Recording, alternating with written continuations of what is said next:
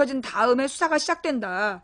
그렇기 때문에 증거가 거의 없었다는 얘기는 신빙성이 부족하다며 무혐의 처분에 대한 검찰의 해명을 일축했다. 그는 검찰이 정은호 대표에 대해 항소심 때 구형량을 낮춘 거에 대해서도 이 사건에서 제일 이해가 안 갔던 부분이 그 부분이다. 사실 검찰에서 항소를 하면서 구형량을 줄이는 것은 거의 없다고 보면 된다. 이건 상부의 압력이나 이런 게 없었다고 하면 자연스럽게 일어날 수 없는 일이라고 지적했다. 그는 홍 변호사가 검사장 퇴직 후 13년에 한 해에만 91억 2천만 원의 천문학적 소득을 올린 것과 관련해 전관 변호사라고 하더라도 사건 사무장을 쓰지 않고서는 이렇게 많은 사건을 수임할 수 없다며 오는 고객들한테 검사장 출신이니까 이 사건은 이 변호사만이 할 수 있다. 이런 식으로 많이 얘기를 하는 거다. 의뢰인한테 확신을 심어주고 일반인들과는 상상할 수 없는 금액의 수임료를 받고 이런 역할을 많이 하고 있다라고 지적했다. 그러니까 지금 사법부가 썩은 거죠. 검찰에서 이렇게 범죄자들을 무혐의 처분해주고 돈 받아 처먹고 판사들이 이 로비 받아가지고 받아 처먹고 무죄 주고 그러다 보니까 우리 대한민국의 민주주의가 위협을 받고 있는 거야.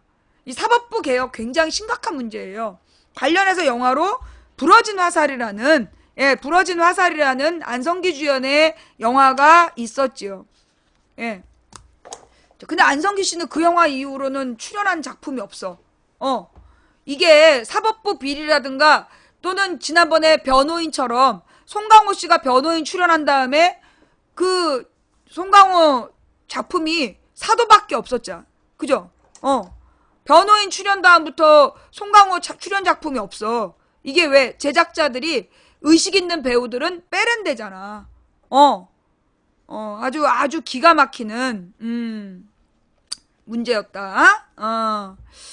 그 사도에서도 아주 영조를 괴물로 그리는 뉴라이트 역사관에 따라서 영조를 아주 나쁜 놈으로 그리는 그런 역할 하나 한 게 다야. 그러면서 그 황정민이는 박근혜한테 잘 보여가지고 그 많은 주연을 꿰차고 있잖아요. 아유 기가 막혀 죽겠어. 자 넘어가서 하여튼 넘어가서 그 다음 김영란법 논쟁. 예, 김영란법. 지금 이제 김영란법이 이제 잠깐 중간에 누가 이제 질문을 했어요. 포스터치라는 사람이 중계방에서 망치 부인님의 결론이 듣고 싶습니다. 그래서 기술 문명을 강제적으로 멈추게 해야 하나요? 라는 질문을 하셨어요. 가령 예를 들어서 자율주행 기능이라든가 이 기술 문명이 가령 그런 거 있잖아. 지진 현장에서 이런 게 전부 다 어떻게 개발됐냐 하면 기술 문명이 발달될 때 지진 현장에서 이 무너진 건물 잔해, 가령 우리나라의 삼풍백화점처럼 무너진 건물 잔해에서 그 사람을 구조하는 게 구조하러 들어갔다가 소방대원이 죽을 수 있기 때문에 그런 부분을 수정하려면 이런 기술 문명이 필요하다라고 얘기합니다. 그런데 실제로 그런 기술 문명이 소방 현장에 투입되냐? 투입됐다는 얘기 많이 못 들었잖아요. 그죠? 예. 그러니까 이 그러니까 가령 건물 무너진 잔해라든가 사람이 하기에 어려운 일을 대신하기 위해서 이런 로봇이라든가 기술 문명을 발전시킨다고 얘기를 해놓고 그래서 사람들이 동의하게 해놓고 실제로 그런 일에는 투입 별로 안 해. 그런 일에는 투입 별로 안 하고 주로 그 기술로 인간 노동력을 값싸게 대처하는 역할들을 하고 있잖아요.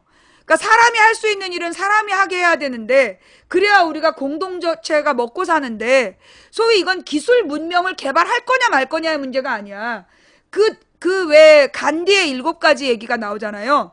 간디가 지적한 7가지 악이 있다. 그 중에 뭐가 나와? 윤리가 없는 과학. 그죠? 도덕이 없는 과학은 악이다. 기술 문명을 발전시키지 말라는 게 아니야.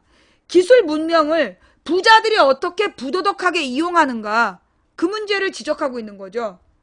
포스터치님 이해가 되세요? 나갔나? 아직 있는데? 예.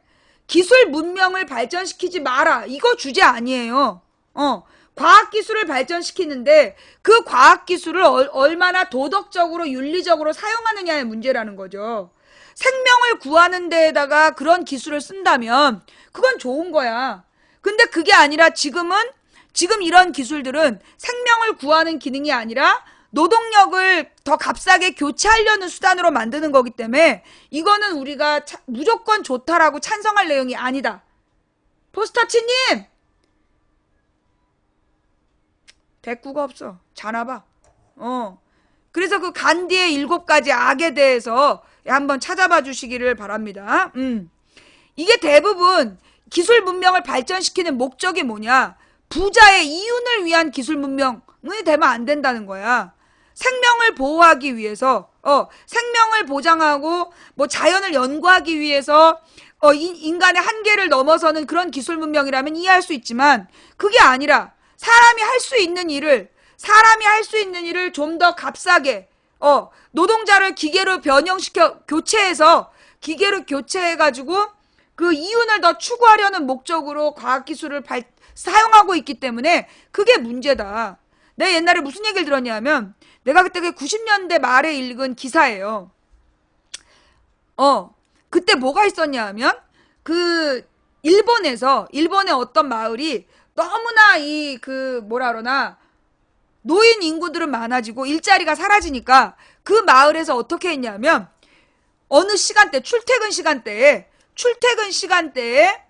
노인들이 직접 나와서 그 표를, 전철표를 끊어주게 한 거야. 인간이 체크를 하게 해준 거야. 그래서 시간제 노동을 노인들에게 일자리를 주고, 어느 시간대는 기계를 사용하지 않고 사람에게 일자리를 딱 주게 하는 그런 그런 정책을 내왔다. 그러니까 기차표가 그 당시에 이 사람들에게 찍고 나가는 그런 기차표를, 가지고 어떻게 보면 노인 일자리를 만들어준 거죠. 옛날에는 우리가 기계식 패스워드가 없었어요. 전철 패스, 내는 카드식 기계가 아니라 전부 다 사람한테, 사람이 이렇게 딱 찝고 가고 그런 식이었단 말이야. 근데 이게 점차 기계화되면서 결국 철도 노동 인구를 줄인 거잖아요. 일자리를 줄인 거잖아. 그러니까 사람이 할 수 있는 일을 기계로 바꾸지 않는 게, 그게 윤리가 있는 과학이라는 거야. 왜 사람이 할 수 있는 일을 기계로 돌리느냐. 그렇게 하면 결국 인간의 그러니까 인간의 일자리를 없애버리는 거고, 결국 인간의 일자리를 없애버린다는 건 더 많은 다수의 약자들을 아무런 돈벌이가 없는 그런 대상으로 만들고, 결국은 인류의 부담을 만들어내는 그런 문제이기 때문에, 가령 골리앗 같은 거, 큰 물건을 들어 올리는 일이라든가, 그건 사람이 할 수 없잖아. 그건 기계로 하는 거지. 그러나 사람이 할 수 있는 일까지 기계로 바꾸는 것은 금지하는 법안이 필요하다. 내가 옛날에 극장을 가면 극장표를 다 팔았어. 그러면 그 직원들이 전부 다 직원이었잖아. 지금은 그 자리에 전부 다 극장표를 자동으로 발매하는 기계가 나왔어. 그러지 못하도록 법을 만들어야 된다는 거죠. 사람이 할 수 있는 일을 기계로 바꾸지 못하도록. 그런 자동 발매기들이 결국은 인간의 일자리를 없애는데, 그 인간의 일자리를 없애서 도미노 현상으로 다수의 서민들을 가난하게 만들기 때문에, 그런 자동화 기계들을, 사람이 할 수 있는 일은 자동화를 금지시키는 그런 방향으로 가야 된다. 사람이 못하는 부분만 기계를 쓰고, 사람이 할 수 있는 일은 사람이 하는 방향으로 가야 그게 윤리가 있는 과학이다. 도덕이 있는 과학기술이 되는 거다. 라는 게 저의 주장입니다. 다른 문제로 가서요. 김영란법 이야기로 갈게요. 결국 인간성 상실의 문제를 과학기술이 가져오는 게 문제인데, 그럼 과학기술을 없애야 되냐? 우리 딸이 이제 마션이라는 영화를 보더라고. 마션이라는 영화 보셨어요? 그 마션이라는 영화를 보면서 굉장히 이제, 일단 맷 데이먼인가? 그 주인공이? 정말 훌륭해. 어쨌거나 딴 얘기고, 그 마션이라는 영화를 보면 한 사람이 화성에 남았기 때문에 그 사람의 생명을 구하기 위해서 모든 과학기술을 집중해서 온 과학자들이 고생하는 장면이 나와요. 그런 건 인간의 생명을 어떤 돈보다도 중시한다라는 그런 어떤 철학이 있는 내용이잖아. 물론 우리 딸이 원작하고 많이 다르다고. 책에는 그렇게 그 화성에 떨어진 과학자가 맷 데이먼처럼 멋있지 않다. 꼴통 또라이인데 그 영화는 되게 멋있게 그려놨다. 그러면서 영화를 좋아하더라고. 어쨌거나 그 가령 그러면서 이제 이 화성을 개발하기 위해서 얼마나 많은 과학기술이 있었겠어요. 예. 그러니까 그런 과학기술 문명을 발전시키는 것 자체를 반대하는 건 아니야. 그러나 중요한 건 과학기술이 누굴 위한 과학기술이어야 되냐? 인간의 생명을 위한 과학기술이어야 된다. 약자를 보호하고 문제점을 극복하기 위한 과학기술이어야 되는데 사람의 일자리를 뺏는 과학기술은 과학기술이 아니다.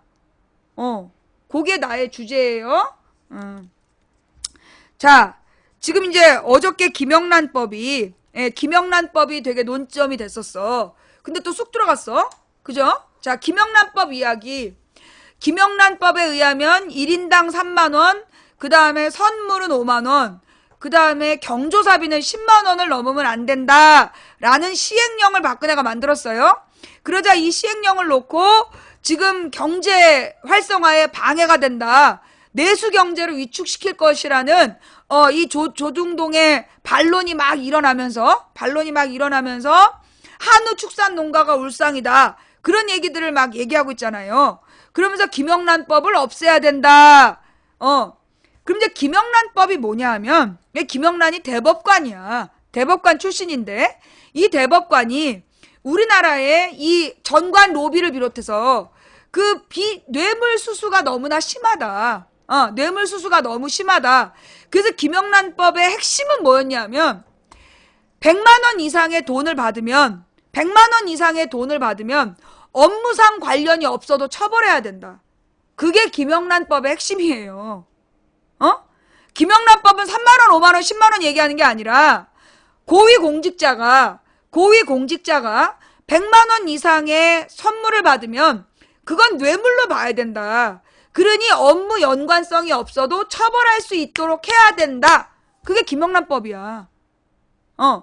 그런데 이 김영란법을 이 부자놈들이, 이 뇌물을 받아 처먹어야 되는 그 권력자들이 요 김영란법이 통과가 되면 지네들이 뇌물을 못 받잖아. 그러니까 물타기에 들어가. 그래서 어떻게 했냐? 새누리당에서 언론 기자들을 집어넣어. 기자들을 딱 대상에다 포함을 시키고 사립학교 교사들까지 기자로 대상에 포함을 시키는 거야. 그래서 그게 비리 공직자의 문제가 아니라 일반 국민의 문제인 것처럼 일단 물타기를 했어. 그 다음에 결국은 100만원 이상의 뇌물을 받으면 그게 업무상 관계가 없어도 처벌해야 된다. 그 얘기는 쑥 들어가고 3만원, 5만원, 10만원으로 금액을 낮춘 다음에 그걸 가지고 내수 경제를 위축시키니 많이 이러고 있는 거예요. 그러니까 이거는 김영란법과 무관한 얘기야. 박근혜의 시행령은 고위공직자가 100만원 이상의 선물을 받으면 업무상 연관성이 없어도 처벌할 수 있다는 법, 그것만 만들면 되는데 일부러 대상을 늘리고 금액을 낮춰서 고위공직자의 비리를 보호하는 거야. 그게 박근혜식 시행령이야. 김영란 이름 팔아서 박근혜식 시행령을 만든 건 결국은 잔돈으로 국민을 협박해서 고위공직자의 뇌물 문화를 보호하려는 게 박근혜식 시행령이다. 그러니 이거는 폐지시켜야 된다.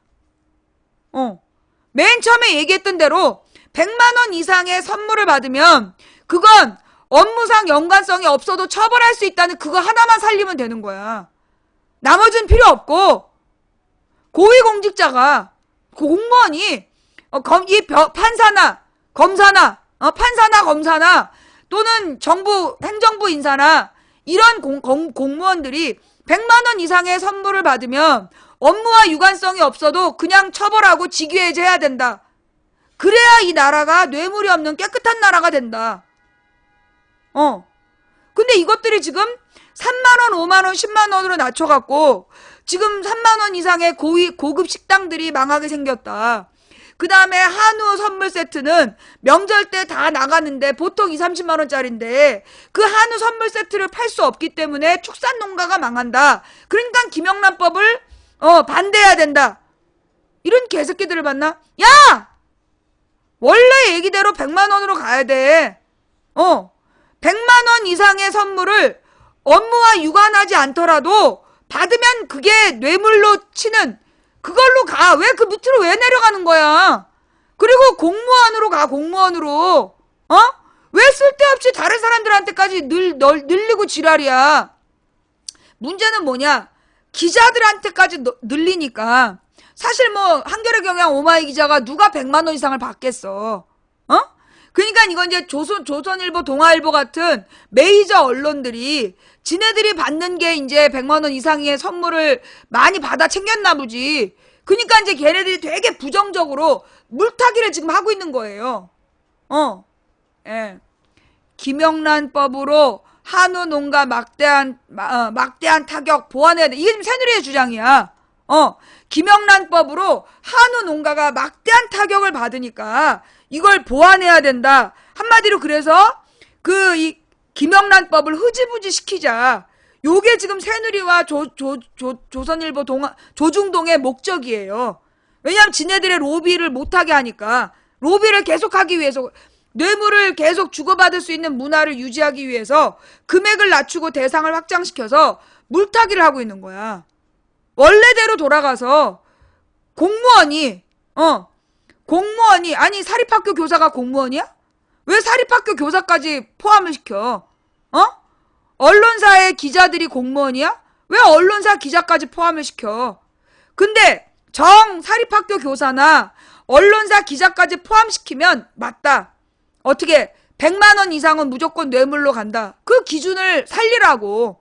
왜 5만 원, 3만 원, 10만 원짜리를 만들어가지고 왜 물타기를 하냔 말이야. 본질은 뇌물인데 사립학교 교사한테 누가 100만 원짜리 선물했다면 그게 선물이야? 뇌물이지?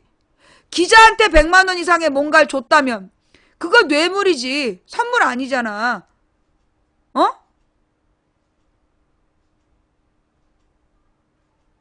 본질은 공무원이 업무와 무관하더라도 100만 원 이상의 선물을 받았으면 그건 뇌물로 봐야 된다. 처벌해야 된다. 그 원칙으로 가야 된다. 자꾸만 확장시키고 논란을 만들어가지고 결국 뇌물 수수 문화를 지키려는 이 작태에 넘어가면 안 된다. 근데 이제 이거 봐. 또 10만 원 넘어가면 뇌물이죠. 저게 문제라니까. 그러니까 쟤네들이 지금 10만 원 넘어가면 뇌물이라는 말 때문에 김영란법을 없애자는 거야. 10만 원 넘어가면 뇌물이라고 지금 생각하는 저 사람들 때문에. 그러니까 10만 원, 5만 원, 3만 원도 다 뇌물이다. 그렇게 얘기를 하니까 진짜 100만 원, 1000만 원 뇌물 받는 새끼들이 김영란법을 못 만들게 하는 거라고. 알아듣겠어요?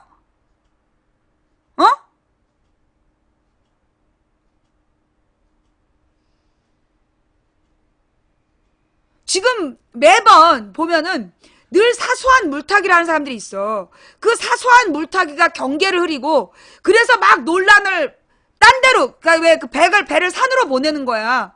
그래서 본질, 공무원은 권력을 갖고 있잖아. 공권력을 가진 놈들이 100만 원 이상의, 보통 뇌물은 100만 원 이상이야. 10만 원부터 뇌물이라고 보면 그거는 결국 논란만 일으켜. 보통 뇌물은 100만 원 이상이에요. 그러면 100만 원 이상의 선물을 받으면 그것부터 뇌물이다. 어떤 편의를 봐줬다라고 볼 수 없어도 처벌해야 된다. 왜 그 말이 생겼냐 하면 이게 이제 가령 A 부서의 공무원한테 100만 원 이상의 상품권을 주고 얘가 그걸 받아서 B 공무원하고 나눠 쓰는 거야. B 부서의 공무원한테. 그런 식으로 뇌물을 주고 있단 말이야. 그러니까 유관 부서의 공무원이 아니니까 처벌할 수 없는 거예요. 그러니까 가령 C가 A한테, A 부서의 공무원 A씨한테, A-한테 100만 원짜리 뭘 선물을 했단 말이야. 근데 이게 이 C는 B 부서하고 연관된 사람이야.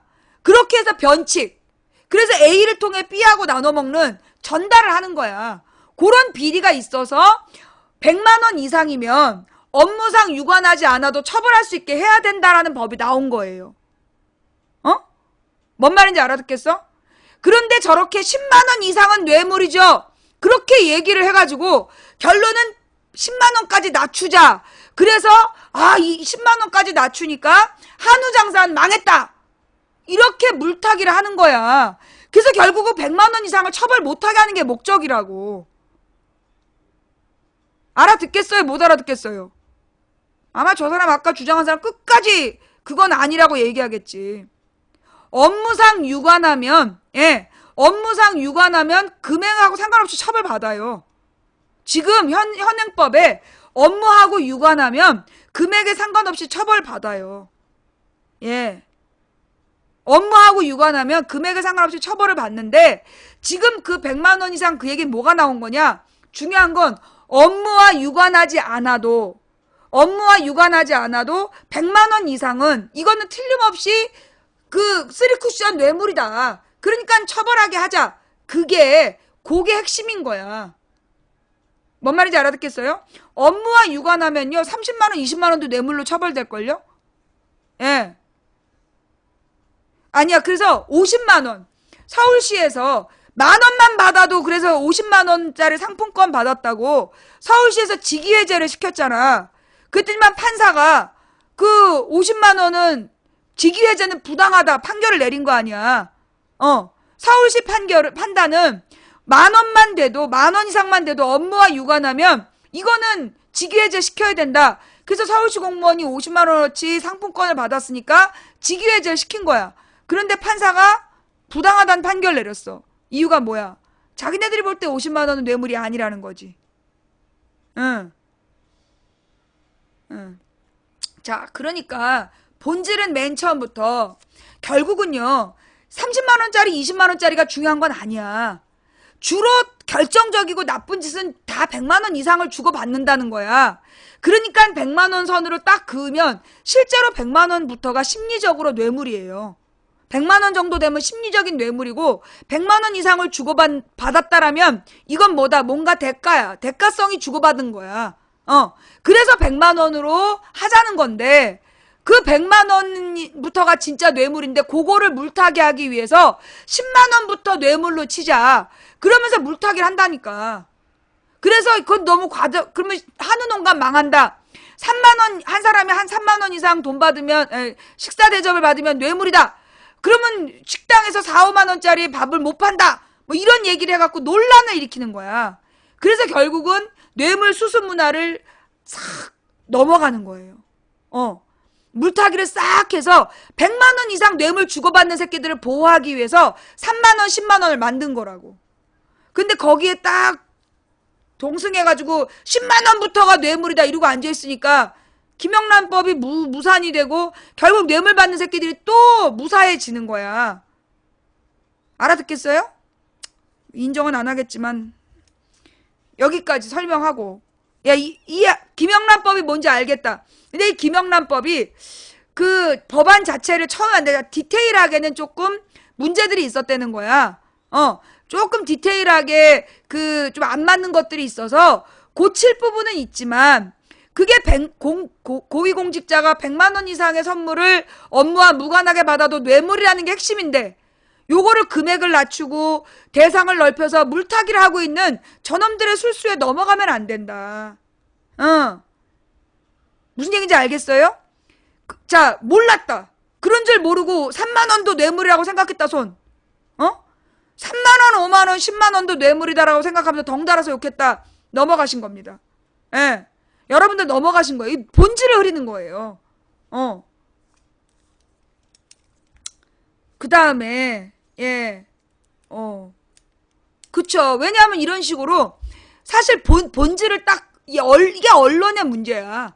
언론이 본질을 숨기고 물타기를 해가지고, 결국은 100만 원 이상의 뇌물을 주고받는 새끼들은 아무도 비판의 대상이 되지 않아.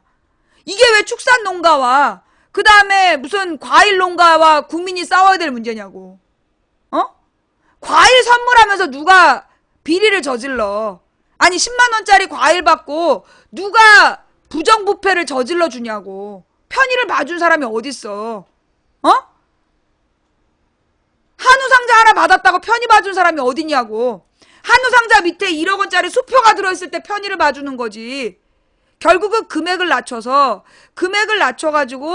국민들 전체가 피해를 보게 만들어가지고, 그래서 결국 100만 원 이상 주고받는 새끼들이 싹 넘어가는 문제야. 정말 나쁜 놈들이죠. 북한 만세. 이런 간첩 새끼들 진짜, 이 국정원 새끼들. 너네 밥줄이 북한이지. 북한 없으면 너네 없어질까봐 북한 만세 그러고 있지. 아이 썩을 놈의 저 국정원 새끼들 저거. 아유. 자, 그 다음 문제는 박근혜의 스텔스 낙하산. 예, 소리 없이 이 스텔스가 뭐예요? 감지되지 않는 그 시스템이잖아? 기술? 스텔스 기술이라는 게 감지되지 않는, 레이더에 잡히지 않는 그 기술이 스텔스 기술이야. 그래서 이제 스텔스기, 그러면 레이더에 잡히지 않는 비행기를 스텔스라고 얘기를 하는데, 결국은 이제 이 박근혜의 스텔스 낙하산, 이건 뭐냐? 지금 박근혜가 임기 후반에 지금 총선 전후로 해갖고 16명의 낙하산을 내리 꽂은 거야. 그런데 아무도 관심을 안 가졌다는 거야. 박근혜 낙하산의 문제점은 우리 지금 공항 문제. 여러분 제주도 가본 분, 요즘에 제주도에 가면 제 시간에 비행기가 안 떠. 인천공항은 중국 공항보다 지금 상황이 악화되고 있어. 이게 왜 이렇게 됐냐? 실제로 이 공항에서 감당할 수 있는 사람들의 숫자보다 굉장히 수용 인원이 늘어났기 때문이야. 그렇지만 그게 수용 인원이 늘어날 때는 계획을 잘 잡아서 완벽한 계획을 짜면 동선이 꼬이질 않아요. 그러면 지금 인천공항의 문제점 뭐냐? 수용할 수 있는 인원이야. 그럼 왜 이런 문제가 생겼느냐?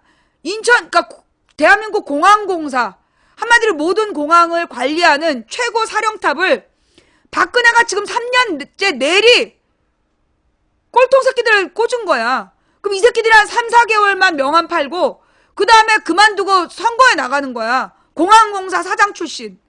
그래갖고 3년 동안에 지금 실제로 사장이 업무를 안 본 게 더 길대는 거야.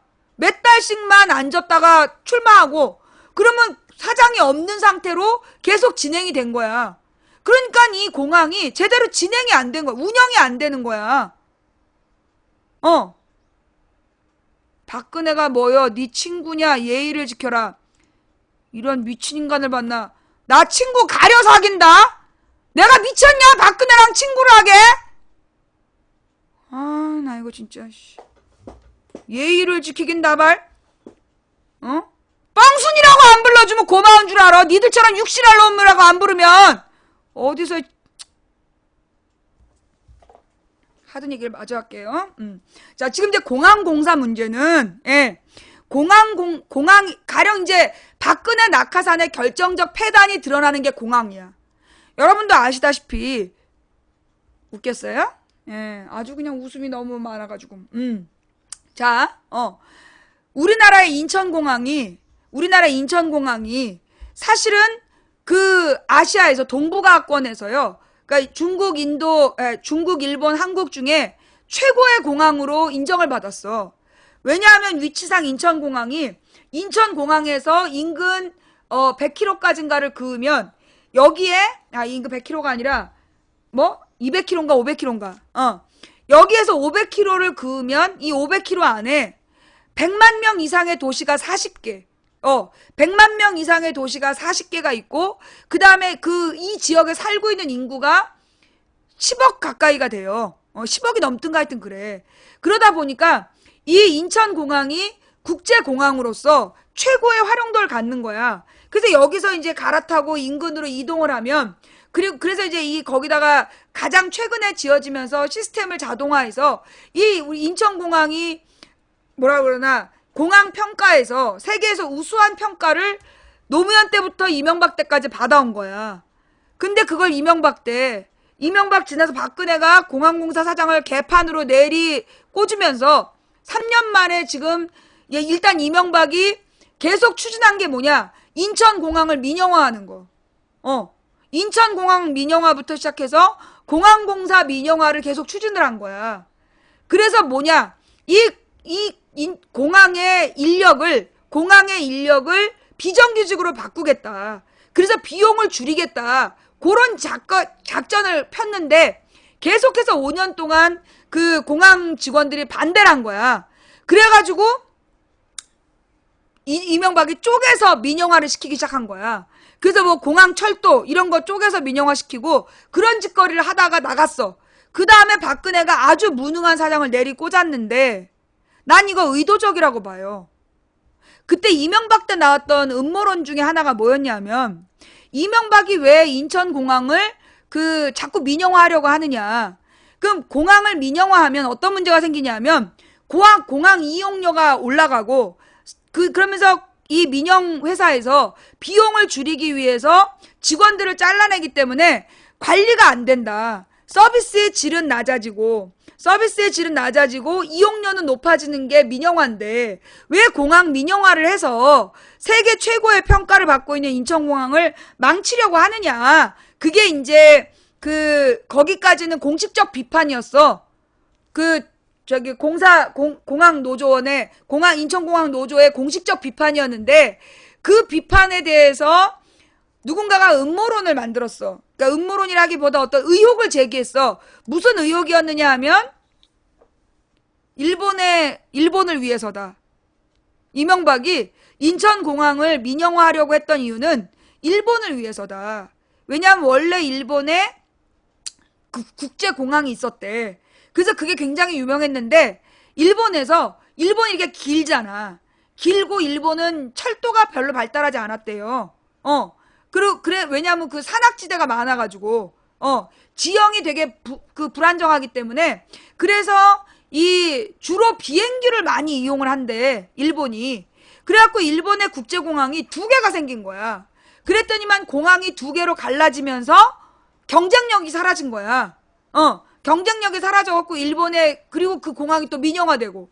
그래서 일본의 공항이 손님이 줄고 타격을 크게 받았다는 거야.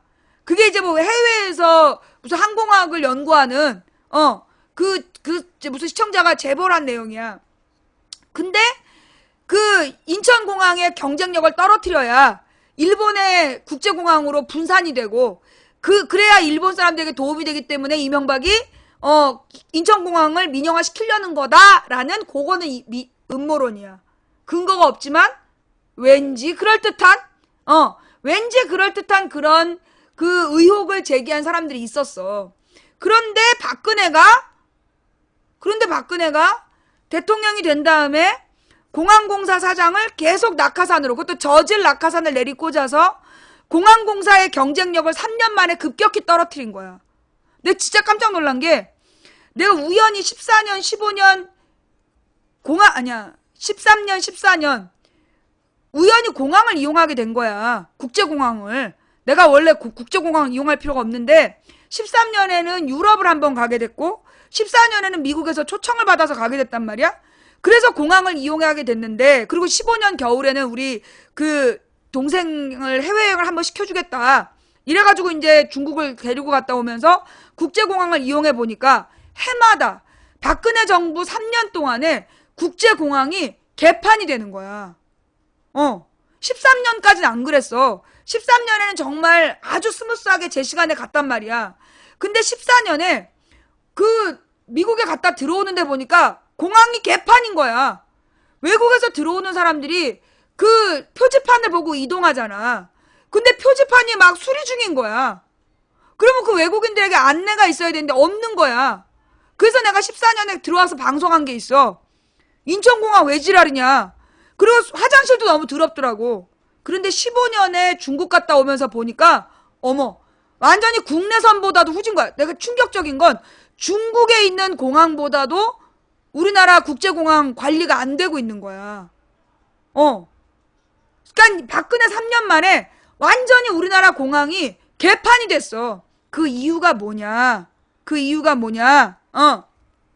첫째, 전 세계적으로 저가항공사가 늘어났어. 전 세계적으로 옛날에는 이렇게 그러니까 일본항공, 한국항공, 대한항공 이런 식으로 국가의 이름을 국적기라 그러잖아. 국가의 이름을 공개한 항공사들이 중심이었고, 대형 항공사 그리고 안전한 항공사 그런 걸 중심으로 대형 항공사들이 세계 공항을 지배했어. 그런데 몇 년 전부터 저가 항공사가 급격히 늘어난 거야. 그러니까 이제 대형 항공사에서 퇴출된 파일럿들을 이렇게 채용을 해가지고 조그만 비행기 또는 중고 비행기 이런 걸 만들어가지고 저가 항공기들이 막 유럽에서부터 나왔어. 유럽에서부터 나와가지고 이게 이제 우리나라까지. 그래서 우리나라도 옛날에는 왜 진에어인가 하나 있었잖아. 근데 지금은 되게 많아졌어. 그지? 지금 굉장히 많아졌어. 뭐 티웨이, 뭐 부산항공 뭐 이러면서 되게 많아진 거야. 저가 항공사들이 늘어나면서 뭐 했냐? 가격이 낮아진 거야. 옛날에는 10만 원 줘야만, 그러니까 왕복 20만 원을 줘야 제주도를 갔는데, 아니면 왕복 18만 원 정도 줘야지 제주도를 갔단 말이야? 그런데 지금은 왕복 14만 원으로 낮춰졌어. 저가 항공사들이 가격을 낮추는 거야. 가격을 낮춰갖고 비행기 편수가 굉장히 늘어난 거야. 그러니까 이용자가 늘어나겠죠. 가격을 낮추니까 이용자가 늘어나. 그러면 이용자가 늘어난 만큼 뭐가 필요하겠어? 서비스 인력을 보충해야 되잖아. 그럼 일자리가 생산되는 거잖아. 아, 씨발, 여기서 일자리를 창출하지 않는 거야. 공항의 관리 인력, 공항의 서비스 인력을 확충을 해야 되는데 그건 안 하고 이용자만 늘린 거야. 그래서 공항이 개판이 된 거야. 막 꼬이고. 그러니까 화물 운송이라든가 화물 시스템이라든가 이런 것들을 전문가들을 확충하고 그 다음에 집 날르고 이런 애들을 확충을 하고 화장실 청소 같은 거를 더 확충을 했어야 됐는데 그렇게 안 하니까 공항이 망가지는 거야. 민영화랑 똑같은 모습이 나타나고 있는 거야. 지금 민영화는 안 됐는데 공항공사의 사장을 날려버리면서 박근혜식 낙하사는 공사의 사장을 없이 두는 거야. 공사 사장을 공석으로 둬서 공사를 개판으로 만드는 거야. 그래서 그 공사의 노조나 이런 애들을 무력화시키는 게 내가 볼 때 박근혜식 낙하산의 목적이야.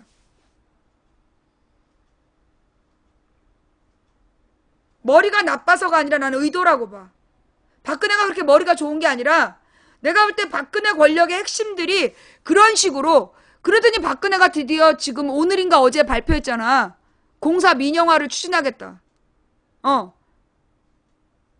대대적인 민영화를 추진하겠다고 발표했잖아. 그게 목적이야. 왜? 민영화를 하게 되면 그럼 왜 쟤네들은 민영화를 자꾸 추진하느냐? 공사라는 건 뭐냐? 정부에서 세금을 투입해갖고 만든 회사들이야. 세금을 투입해서 만든 회사들이기 때문에 이 회사들은 공적인 목적으로 운영이 되고 그러니까 공공의 서비스라는 기능이 본래 기능인 거야. 그런데 그런 공사를 민영화를 돌린다라면 규모가 크기 때문에 덩치가 크기 때문에 일반 회사들은 받을 수 있다 없다? 없어. 누가 받는 거야? 대기업이. 금융자본이. 세계적인 먹튀 자본들이 우리 국민의 세금으로 만든 공사들을 자기네가 경영권을 따갖고 이익 따먹고 서비스를 개판으로 무너뜨리고 먹튀하겠다. 그게 민영화야. 그게 민영화의 문제점이에요. 근데 90년대부터 쭉 저놈들이 민영화를 필요하다고 주장한 게 뭐냐면 그 무능한 공사의 사장들이 그 돈은 많이 받아 처먹으면서 일을 열심히 안 해서 문제가 있다. 그러니까 민간에게 맡겨서 효율적으로 운영해야 된다. 와, 죽여주는 말 같지만 씨발 거짓말이야. 와, 이거 진짜 고양이가 똥꼬 긁는 소리야. 이거 진짜 씹거짓말이야, 씹거짓말. 왜냐? 그 민영화를 시킨다는 건 일반 공사 규모, 그 거대한 규모를 운영하기엔 일반 기업은 안 돼요. 결국 대기업에게 특혜를 주기 위해서 국민 세금으로 만든 공사를 대기업에게 나눠줘가지고 그래서 그 혜택을 대기업이 먹게끔 하는 거. 그게 지금 민영화의 목적이야. 그걸 누구 때부터?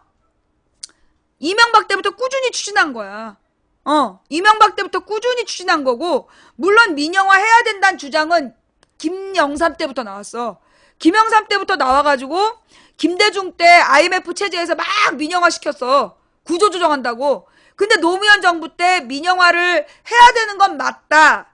그런데 민영화를 하려면 다시 되돌릴 수 없으니까 신중하게 하자. 그래가지고 민영화가 주춤된 거야. 주춤. 그걸 이제 이명박이 막 민영화를 한다고 쑥대밭을 만들고 박근혜가 그때 민영화를 못 만들게 한 공항공사를 지금 저 지경을 만들어 놓고 있는 거야. 박근혜 공공부문 민영화를 강력하게 시사. 민간이 잘할 수 있는 부분은 과감히 정리해야 저거예요, 지금. 인천공항 개판을 만들고 우리나라 공항을 다 개판을 만들어. 내가 이번에 제주도 갔다 왔잖아. 제주도가 세 자리 전부 다 파란색 뽑아줘갖고 내 제주도에 가서 시원하게 밥 먹고 온다. 그래서 제주도 갔다 왔단 말이야. 제주도가 난리도 아니야. 제주도 공항이 전부 다 꼬인 거야. 왜? 옛날에는 제주도를 갈 때 보통 뭐 15분이나 30분 단위로 비행기들이 있었어요. 지금은 군소 그걸 뭐라 그래? 저가 항공사들이 생겨갖고 5분 단위, 10분 단위로 비행기들이 계속 움직이는 거야. 굉장히 많은 대수가. 그러니까 가격은 낮아졌지만 엄청나게 많이 꼬이게 되는 거야. 그러다 보니까 연착. 제 시간에 뜨질 않아, 비행기가. 화물 처리도 다 개판이고. 제주도하고 김포가 제일 큰 피해를 입는 것 같더라고. 이용자가 많으니까. 망부도 별풍 많이 터짐? 너 몇 분 앉아있어? 기분 나쁘게 진짜 씨. 너 일부러 지금 물어본 거지? 나도 가끔 별풍 터져 임마. 꼭 별풍 안 터진 순간에 물어보고 지랄이야 씨. 그리고 임마 이게 별풍선 받으려고 하는 방송이야 임마?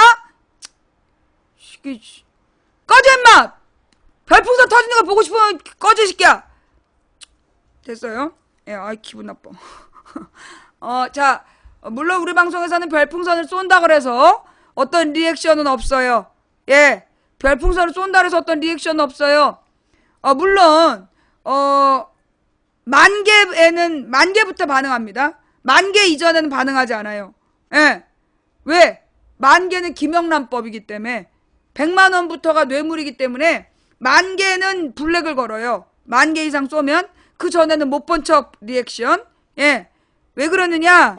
이게 뭐야? 별풍선을 어떤 사람들이 별풍선을 쏘고 망치 부인을 지배하려고 하고 어떤 사람은 그 별풍선을 쏘지 못한다고 망치 부인한테 미안해하고. 우리 방송은 그 별풍선을 쏘나 안 쏘나 똑같이 욕먹어. 만민 평등의 방송이야.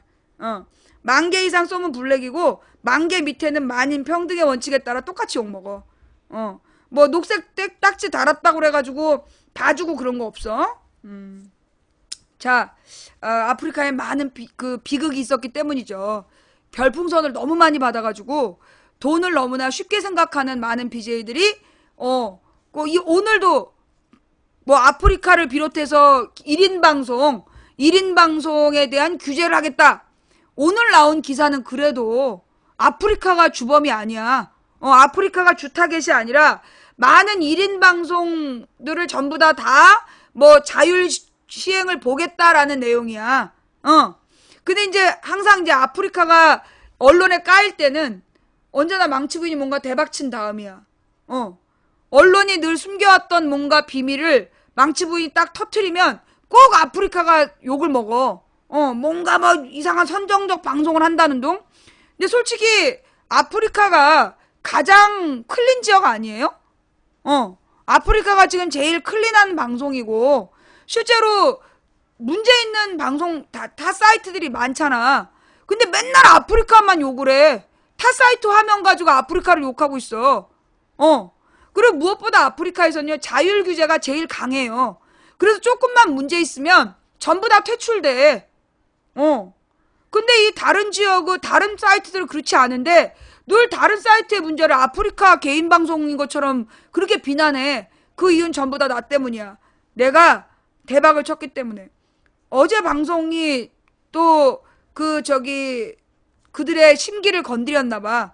그래서 아프리카를 또 아침부터 까댄 것 같아. 미안하다는 생각을 잠깐 하면서 근데 뭐가 대박이었는지 잘 모르겠어. 어느 부분이 대박이었는지.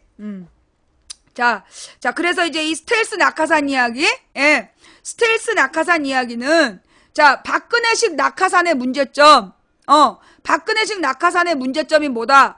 아주 무능한 인간들을 심어서 결국은 나라의 근간을 흔드는 거다. 나라의 근간을 무너뜨리는 게 박근혜식 낙하산의 본질적 문제다. 그래서 결국 국민의 세금으로 만들어낸 공사라든가 이런 것들을 민영화시키고 정말 국민들의 삶을 피폐하게 만드는 게 박근혜식 낙하산의 문제점이다. 가장 최악의 낙하산이 박근혜식 낙하산이다. 옛날에 노무현 대통령 때 공사 대표들 가장 효율성이 있었어. 그런데 낙하산이라고 개지랄을 해갖고 전부 다 내쫓은 거야, 이명박이. 그리고 난 다음에 이명박이 내리꽂은 낙하산들이 공사에, 그러니까 노무현 때 나왔던 이익이라든가 이윤들 전부 다 깎아먹었어. 박근혜는 아예 그 회사를 망하게 하고 있지. 박근혜는 아예 회사를 망하게 하고 있어요. 예. 자, 그래서 박근혜식 스텔스 낙하산의 문제점. 스텔스라는 표현은 뭐다? 티 안 나게, 걸리지 않게. 왜? 언론이 보도하지 않아. 예. 언론이 보도하지 않기 때문에 스텔스 낙하산인데, 자, 좌우지간 박근혜 스텔스 낙하산 기사였고요. 추선이가 어버이 연합의 유병재를 고소하기로 했대요. 예. 야, 이게 무슨 얘기일까요? 원래 내가 속보는 안 읽는데, 자. 추선이 어버이연합 풍자 영상 유병재 고소. 검찰도 못 찾았던 추선이를, 이게 무슨 얘기냐. 이 영상 봤어요? 어버이연합 사태 풍자 영상으로 화제를 모았던 방송인 유병재 씨가 11일 대한민국 어버이연합으로부터 명예훼손 혐의로 고소를 당했다. 어버이연합은 이날 유병재 씨를 허위사실 적시에 의한 명예훼손 혐의로 검찰에 고소했다. 어버이연합 게이트의 핵심 인물로 지난달 말부터 잠적했던 추선희 사무총장이 직접 서울지방검찰청을 찾아 고소장을 제출한 것으로 알려졌다. 바로 이때 잡아야지. 여기서 유병재 천재설이 지금 돌고 있어요. 앞서 유병재 씨는 어버이날 전날인 7일 자신의 페이스북에 어버이날 캠페인 고마워요 어버이라는 제목의 영상을 올렸다. 58초짜리 영상으로 어버이연합 회원으로 묘사된 주인공의 아버지가 군복을 입고 LPG 가스통을 들고 집을 나서는 장면, 일당 2만원을 받는 모습, 시위 현장에서 요즘 종북 좌파 언론이 이 새끼들이 우리를 왜곡 보도했대, 이 개새끼들아, 빨갱이 놈의 엑스끼야 등 폭언을 퍼붓는 모습을 아들이 TV로 보는 장면 등이 나왔다. 근데 여기에 어버이연합이란 말이 나오나요? 한번 볼까요? 예, 여기에 어버이연합이 나왔어요? 어버이연합이란 말 안 군인 나왔는데. 친구에겐 진짜 고생 많았다요. 매일 입대하시는 어버이에겐 아빠 갔다 올게. 대리비 2만원 챙겨주신 팀장님에겐 감사합니다. 일당 2만원 전부 주신 어버이에겐 기사님 도착하셨어요? 북한하고 싸우는 유시진 대위에겐 북한하고 싸우는 어버이에겐 종북 좌파 언론은 이 새끼들이 우리를 외국 보도했대. 이 개새끼들이 빨갱이 이놈의 새끼야. 너도 빨갱이 새끼지. 개이놈의 새끼야. 빨갱이 새끼 아니야. 뭘 왜곡했대요? 몰라. 뭘 왜곡했대. 어버이께 이런 말 해본 적 있나요? 고마워요, 어버이. 말 한마디가 효도입니다. 자, 여러분.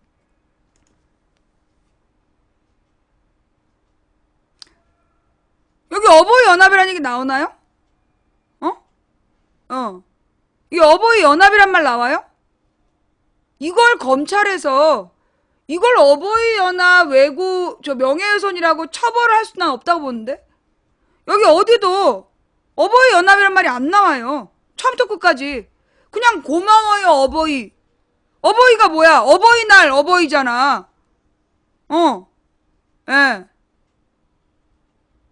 그런데 지금 이걸 명예훼손으로 고소를 했다. 난 이거 기각될 것 같은데요? 예. 이에 대해 어버이연합은 어버이연합을 조롱거리로 만들고, 왜 어버이라고 생각하지? 아니, 어버이연합이 언제 군복 입었어? 어버이연합이 언제 군복 입었어? 군복 입고 다니는 사람은 따로 있잖아, 전후에. 근데 어버이연합을 조롱거리, 아니, 그리고 가스통을 들으면 어버이연합이라는 거, 이거 본인들이 착각하는 거 아닙니까? 아니, 언제 어버이연합이 군복 입고 가스통을 들었어요? 예? 이 어버이연합이 그랬어요? 내가 몰라서 그래. 아니, 이제까지 가스통 할 할아버지들 따로 있고, 그랬잖아. 가스통을 들었던 거는 옛날에 그 이인재 지지자들이었고, 군복 입고 돌아다니는 사람들은 또 다른 사람들이야. 어버이연합 아니야. 근데 왜 이걸 갖다 어버이연합 명예훼손이라고 그래? 내가 볼 땐 이건 고소한 사람이 어버이연합을 모욕한 것 같은데? 어버이연합이 언제 군복 입고 언제 가스통을 들었어? 안 그래요, 여러분? 어버이연합이 군복 입고 다녀? 아니잖아. 어버이연합은 군복 입고 가스통을 들고 그런 적 없어요. 일당 2만원 때문에?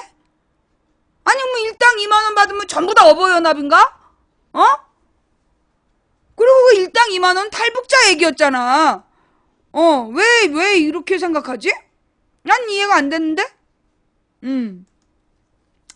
그 어버이연합을 조롱거리로 만들고 어버이날을 앞둔 어버이연합 회원들에게 모멸감을 안겨주었다며 고소의를 밝혔다. 이들은 어버이연합이 가스통 시위를 벌이는 단체이며 어버이연합 회원들은 일당 2만원을 받고 시위에 동원된다는 허위사실을 바탕으로 제작되어 유포되었다며 대다수가 6.25를 경험한 80대 이상의 초고령자들인 어버이연합 회원들은 남다른 안보관과 애국심을 지녔으며 그에 따라 순수한 마음으로 여러가지 회견이나 집회에 참여했을 뿐 가스통 시위를 벌인 적은 없다고 주장했다. 또 영상에서 묘사된 것처럼 군복을 입고 시위에 나가지 않는다. 일당을 받고 시위에 동원되는 것이 아니라 자발적으로 시위에 참석한다며 어버이연합 회원들은 오히려 회비를 내고 활동하여 폐지와 고무를 팔아 활동비를 조달한다고 주장했다. 아니, 왜 앞서서 본인이 장부 다 까신 다음에 왜 이러실까? 검찰에 제출한 고소장의 고소인 성명란에는 추선이 직업란은 대한민국 어버이연합 사무총장이라고 적혀있다. 또 피고소인 유병재 씨의 직업란에 방송작가 가수라고 적혀있어 눈길을 끈다. SNS에서 검찰도 못 잡은 추선이를 유병재가 스스로 나타나게 만들었네. 유병재가 검찰 니들보다 훨씬 낫다. 병재 천재인데 스스로 믿게 되어 숨은 두더지 놈을 끌어내다니 유병재 대단하네. 잠적한 추선이까지 불러내서 고소하게 만들고. 그런데 유병재가 가수였어? 수 사무총장은 잠적했다더니 고소는 하시네 그려. 검찰에 직접 고소한 인간을 검찰이 아직도 못 찾고 있네. 이상한 나라야. 꼭꼭 숨어있더니 이런 건 언제 나타나서 했대. 숨어있지 말고 당장 검찰 수사부터 받아라 등의 의견이 올라왔다. 한편 더불어민주당 수석 대변인은 이날 브리핑에서 어버이연합 게이트와 관련 고발된 지 3주가 될 동안 검찰은 고발인은 물론 관련자 한 명도 소환해 조사하지 않고 있다며 즉각 본격 수사에 나서라고 촉구했다. 박 대변인은 의혹의 열쇠를 가지고 있는 추선인 사무총장은 자취를 감췄고 사용하던 휴대전화도 해지된 상태라며 검찰이 수사를 방관하며 증거인멸과 말맞추기의 시간을 벌어주고 있다는 우려마저 나오고 있다고 비판했다. 박 대변인은 의혹의 전경련 국정원 청와대까지 확산되는데 검찰은 도통 움직이지 않고 있다며 의혹 규명에 된다면 국민의 지탄과 사법불신을 초래하게 될 것이라고 경고했다. 예. 검찰 뭐 했어? 고소하러 왔을 때 잡았어야지. 아, 이거 진짜. 고소하러 왔을 때 잡았어야지 검찰이. 아, 이거 진짜. 혹시 추선이가 검찰에 숨어 있는 거 아니야? 자, 법원 시사저널에 청와대 동원 지시기사 합리적인 이유 있다. 청와대 행정관의 시사저널 배포 금지 신청을 기각했다. 오케이. 이 판사들 중에는 정상적인 판사도 있어요. 예, 이 대법원이 문제예요, 대법원이. 예. 자, 법원 시사저널에 청와대 동원 지시 기사 합리적인 이유 있다. 청와대 행정관의 시사저널 배포 금지 신청을 기각했다. 허현준 청와대 행정관이 자신이 어버이연합의 집회를 지시했다는 시사저널 보도가 사실과 다르다며 낸 가처분 신청이 법원에 의해 기각됐다. 잠깐만요. 따님.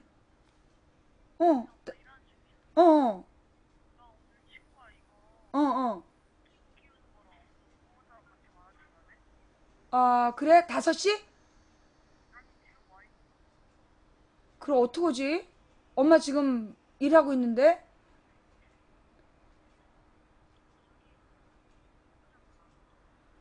좀 바꿔줘 봐봐. 엄마를 찾는다고. 예.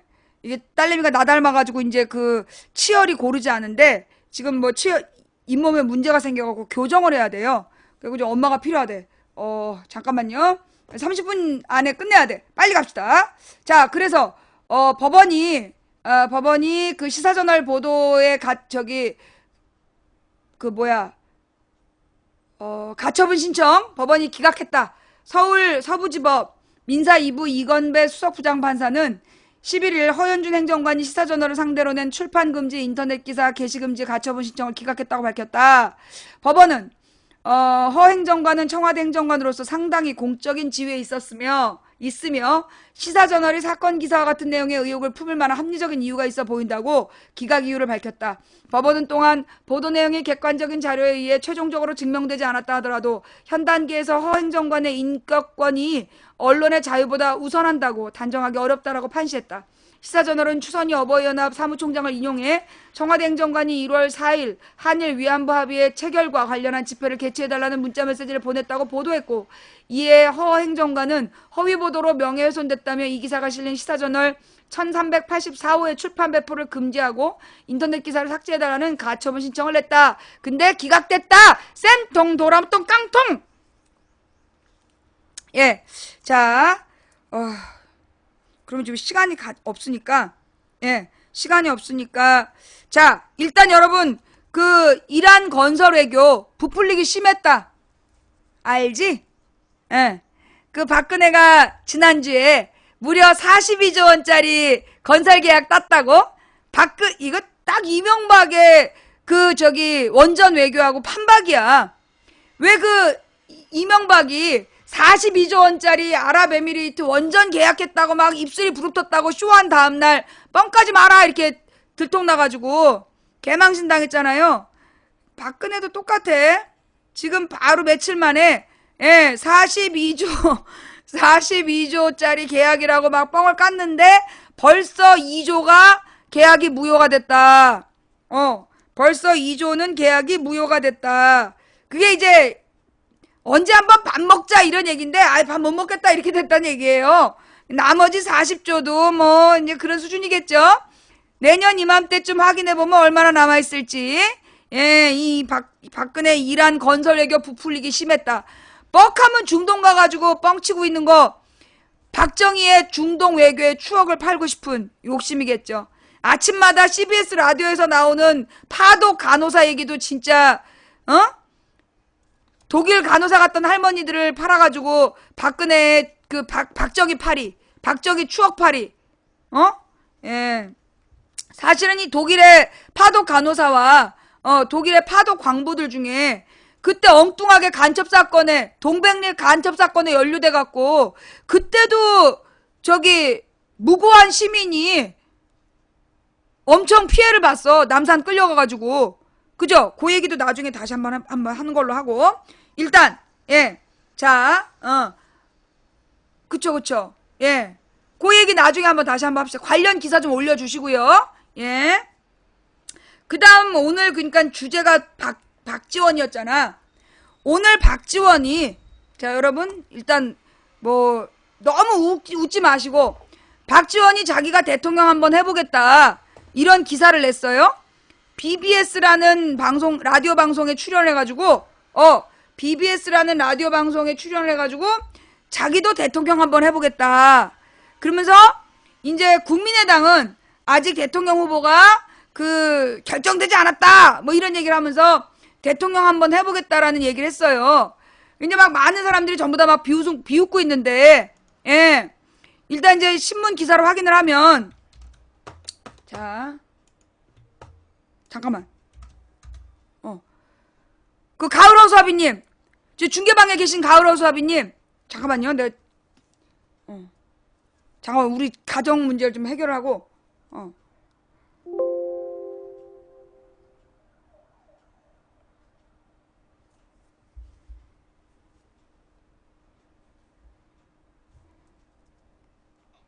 여보, 당신 어디야?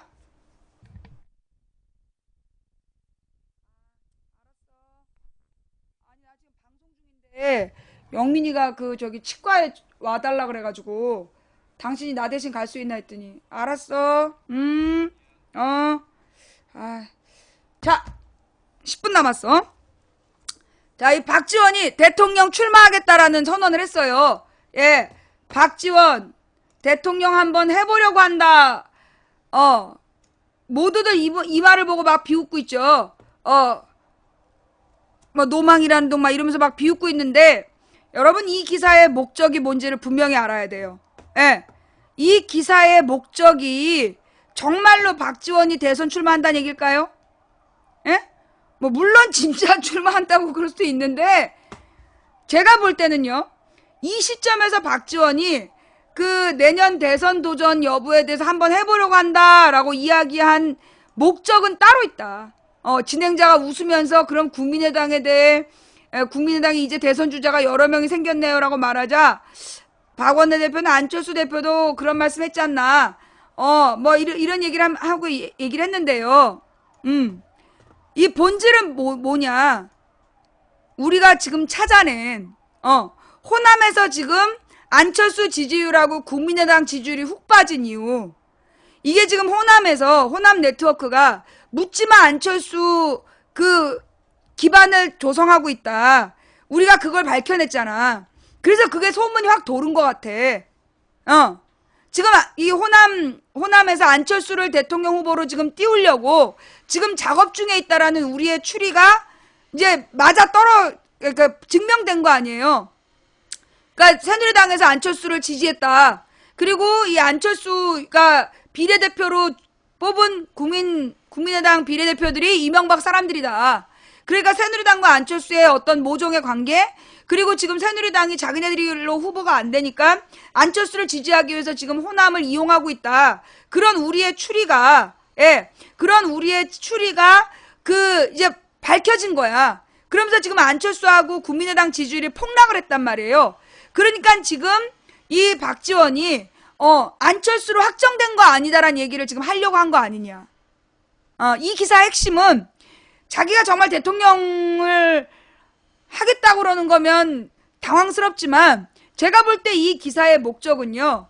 지금 호남에서 이거 안철수로 간다는 거냐? 아니 문재인보다도 못한 안철수를 지금 우리한테 대통령을 뽑으라는 거냐라는 반발이 일어나니까 아직 국민의당에서는 안철수로 정한 거 아니다라는 이거 급한 불 끄기 용이 아니냐. 내가 볼 때는 지금 이제 박지원이 진짜 대통령을 나가겠다기보다 지금 이제 안철수를 자기네들의 지금 계획이 그거 아니야. 새누리당이 안철수를 지지하고 호남표를 묻지마 지지로, 그러니까 문재인이 안 되니까 어쩔 수 없이 안철수를 가자라는 묻지마 안철수 지지 계획을 세우고 있었는데 그게 나한테 들통이 났잖아. 여보세요?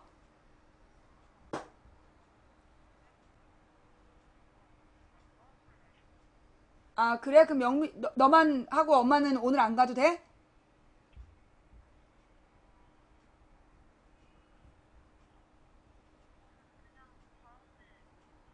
그래, 알았어. 그럼 엄마 계속 일해도 돼?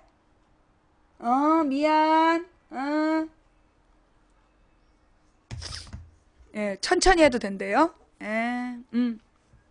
예, 우리 딸이 엄마가 이제 방송을 하니까, 예, 얘가 이제 의사 선생님한테 우리 엄마가 지금 못 오는 상황이다. 설명을 했나봐. 그게 이제 오늘 설명 오래 걸린다고,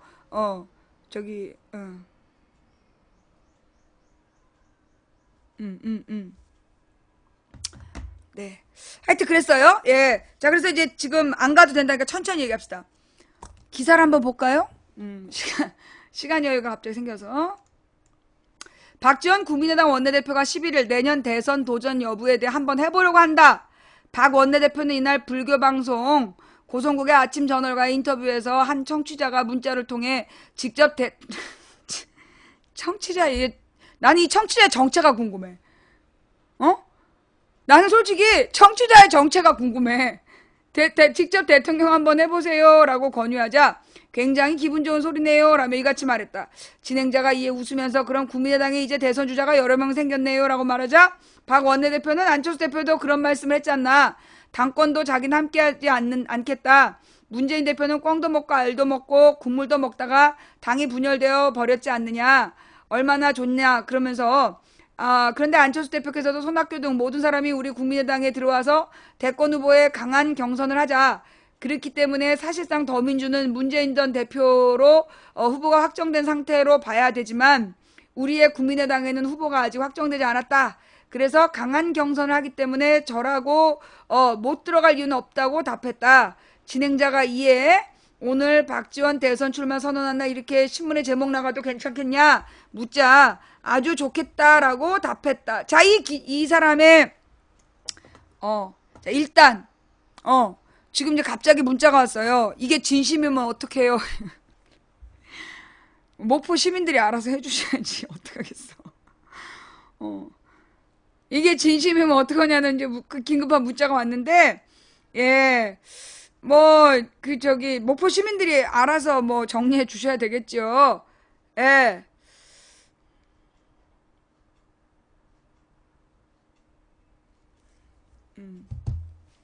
네. 자, 좌우지간 박지원의 오늘 인터뷰는, 물론 이제 이게 진심이면 어떡하냐는 이 의혹에는요, 이유가 있어요. 그러니까 근거가 전혀 없지 않아. 왜냐? 지난주에 김홍걸하고 박지원 사이에 논쟁이 있었어요. 그거 아시죠? 예. 김홍걸하고 박지원 사이에 논쟁이 있었는데, 어떤 논쟁이냐 하면, 박지원이 그 이호 여사가 자기한테 대통령 한번 나가보라고 권유했다. 이렇게 뻥을 깠는데, 김홍걸이 우리 엄마가 그런 말 안 했다.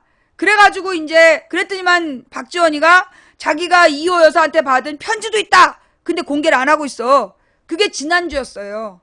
그리고 나서 이번 주에 이 얘기가 나온 거야. 어쩌면 박지원은 정말 대통령 출마를 할 생각이 있는지도 몰라. 침착해. 자, 일단 진짜 대통령이 하고 싶은 마음이 있을 수도 있는데, 내가 볼 때는 지금 저렇게 얘기한 건, 어쨌거나 지난주부터 이미 우리가 지금 새누리당과 안철수와 이 호남 뉴라이트의 계획을 밝혀낸 거 아니야. 감을 잡은 거 아니야. 새누리당에 대선 후보가 없다. 그러니까 안철수를 지금 새누리당은 다음 대선 후보로 준비 중인 거 아니냐. 그러면서 호남에서 문재인 안티 감정을 극대화시킨 다음에 문재인이 안 되니까 어쩔 수 없이 안철수로 가자라는 그런 작업을 준비 중인 거 아니냐. 요걸 내가 4월 16일 날 밝혀냈잖아. 그랬더니만 얘네들이 그 대책으로 아니다. 안철수를 정한 거 아니다라는 변명을 하기 위해서 이런 쇼를 하고 있는 거 아니냐. 안철수로 대선 후보 정한 거 아니라는, 그리고 호남에서 무슨 안철수냐. 차라리 천정배가 낫다. 그런 반론도 있을 수 있잖아.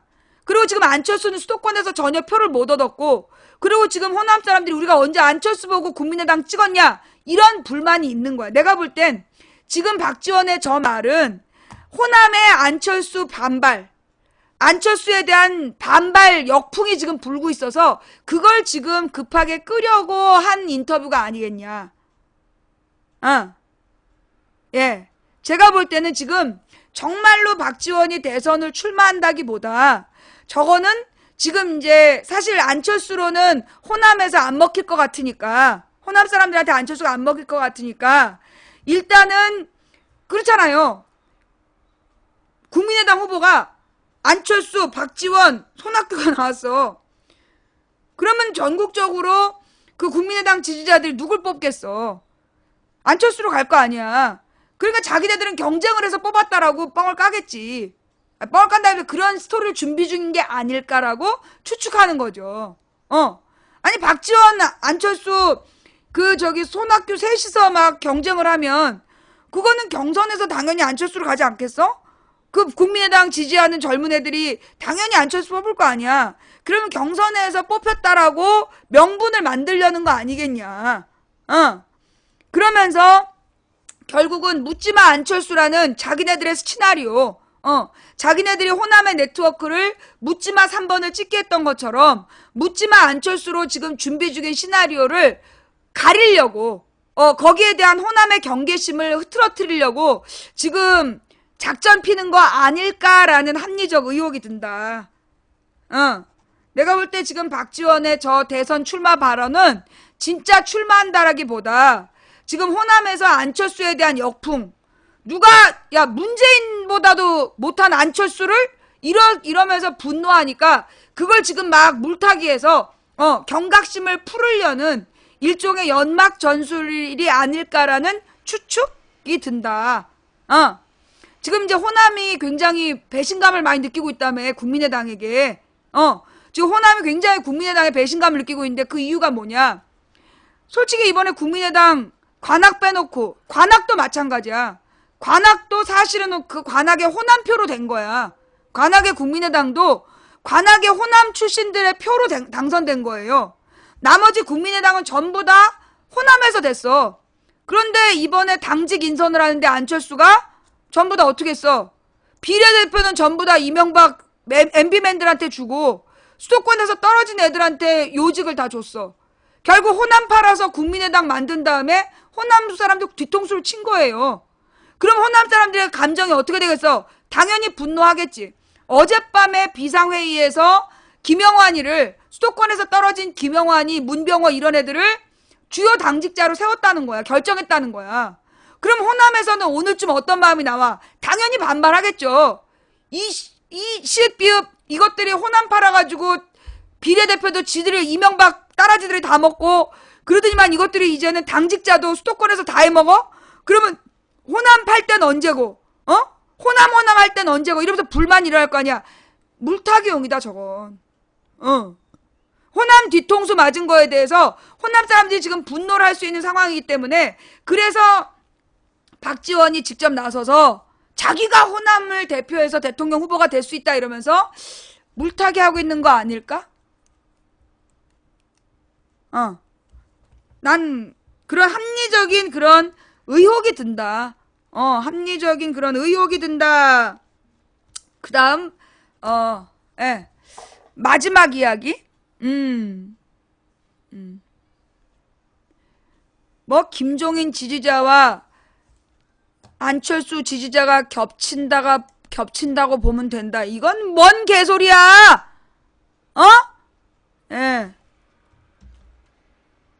자, 여러분, 저는요, 그, 김종인 지지자 아니에요? 예. 나는 김종인을 활용해야 된다라고 생각하지.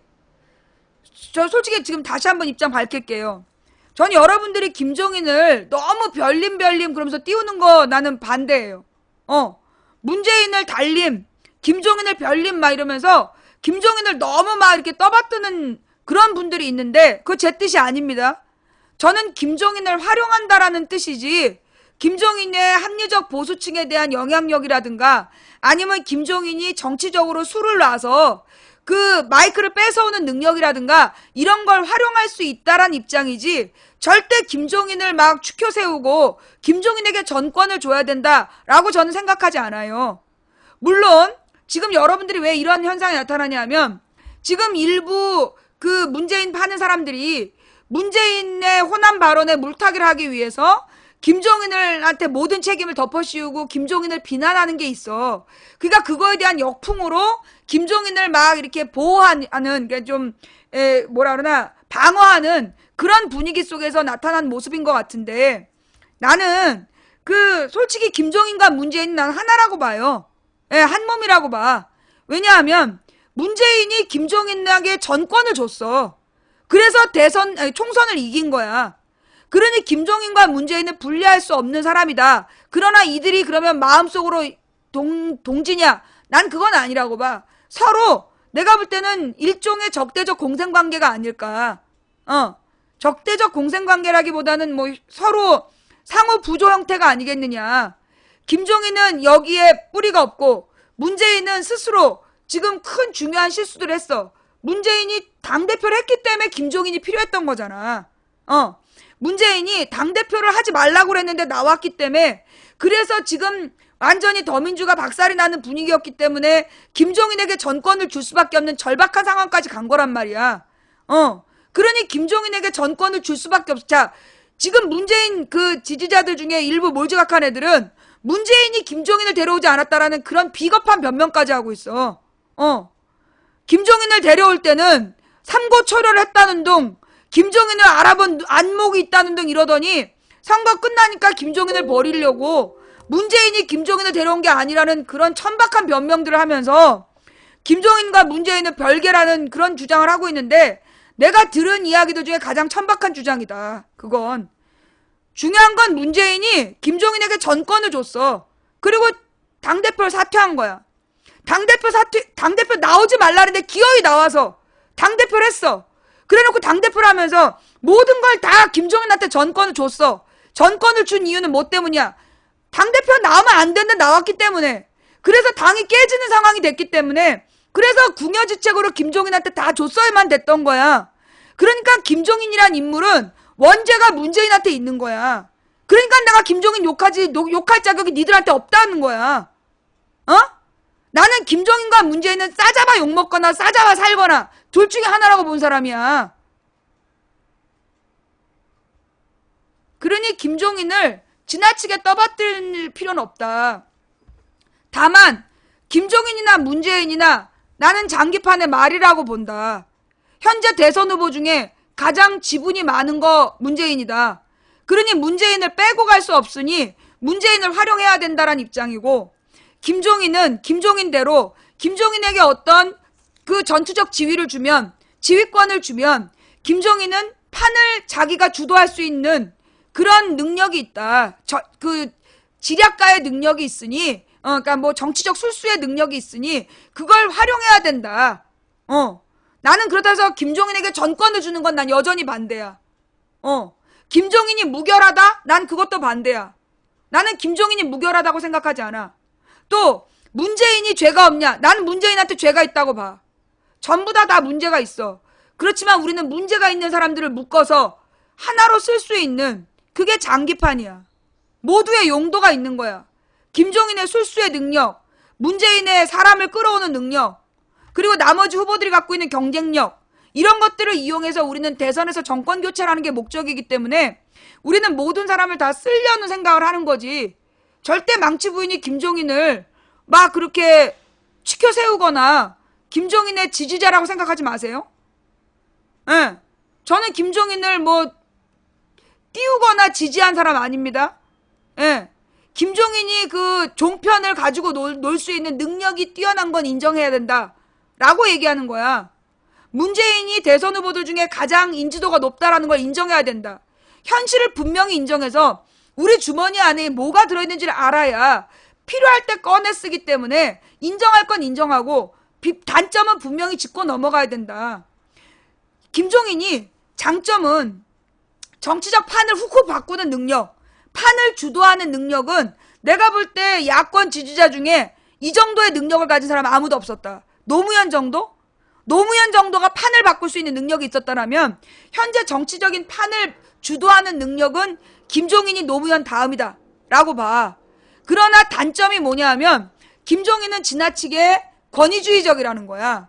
무조건 자기한테 전권을 줘야 되고 무조건 자기를 따라야 된다, 그렇게 주장을 하기 때문에 사실 민주 세력과 같이 배를 타고 가기에는 그런 리더십이 어떤 면에서는 잡소리를 찍어 누르는 장점이 될 수 있지만 어떻게 보면 더 폭넓은 긍정적인 의견들도 차단하는 그런 부작용이 있을 수도 있기 때문에 김종인의 리더십은 언제나 비판과 그 지지 사이에 있을 수밖에 없다.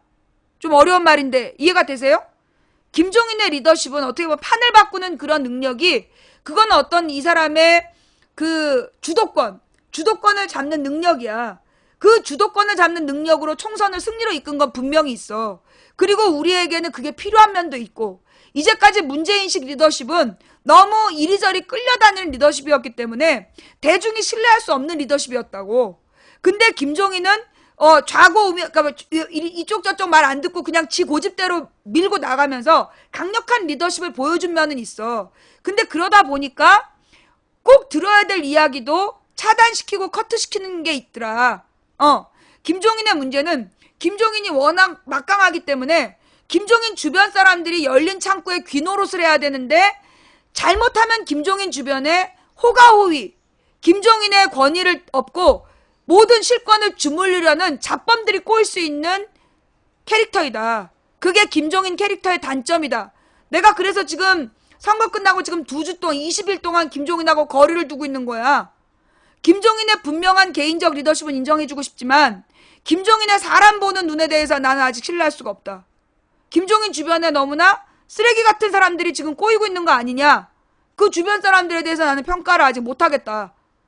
분명한 건 비서실장은 내가 볼 때 좋은 사람이 아니다.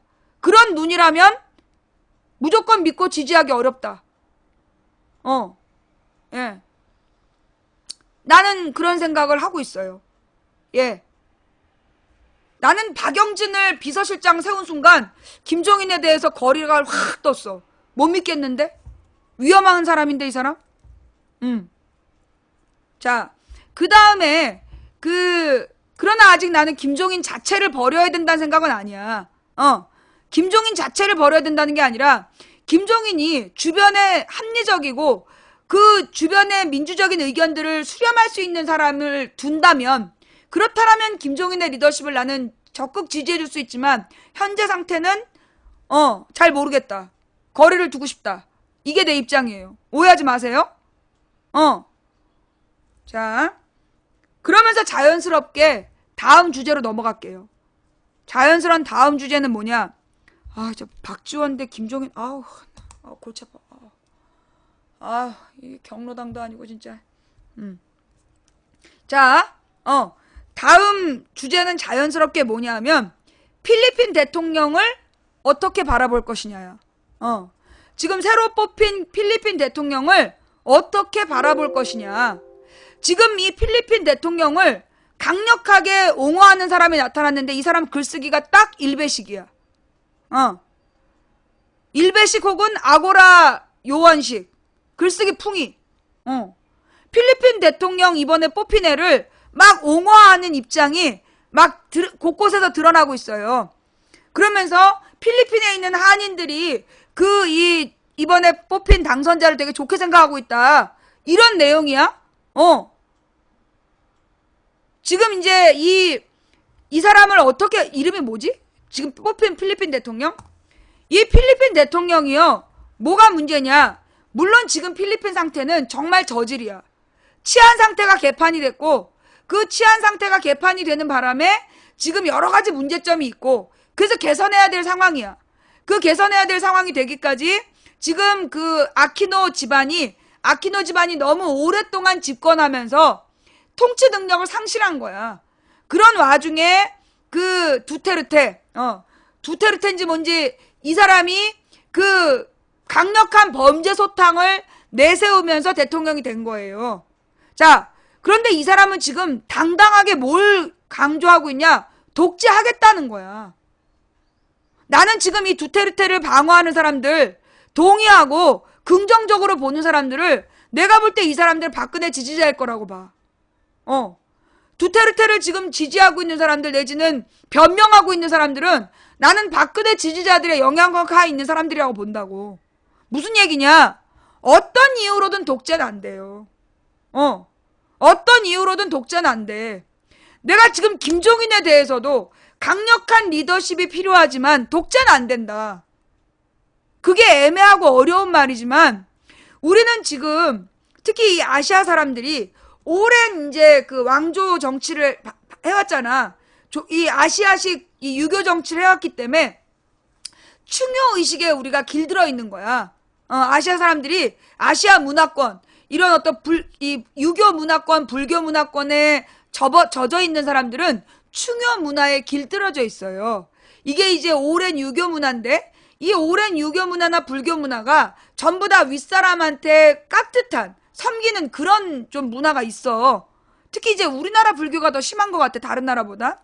근데 어쨌거나 그러다 보니까 강력한 리더십이 집에 통치하고 그 안에서 그냥 생각 없이 살기를 바라는 그런 열망들이 있는 거야. 그게 이승만, 박정희, 전두환의 40년 독재를 가능하게 한 우리의 문제점이에요. 이건 우리가 바꿔야 될 문제점이야.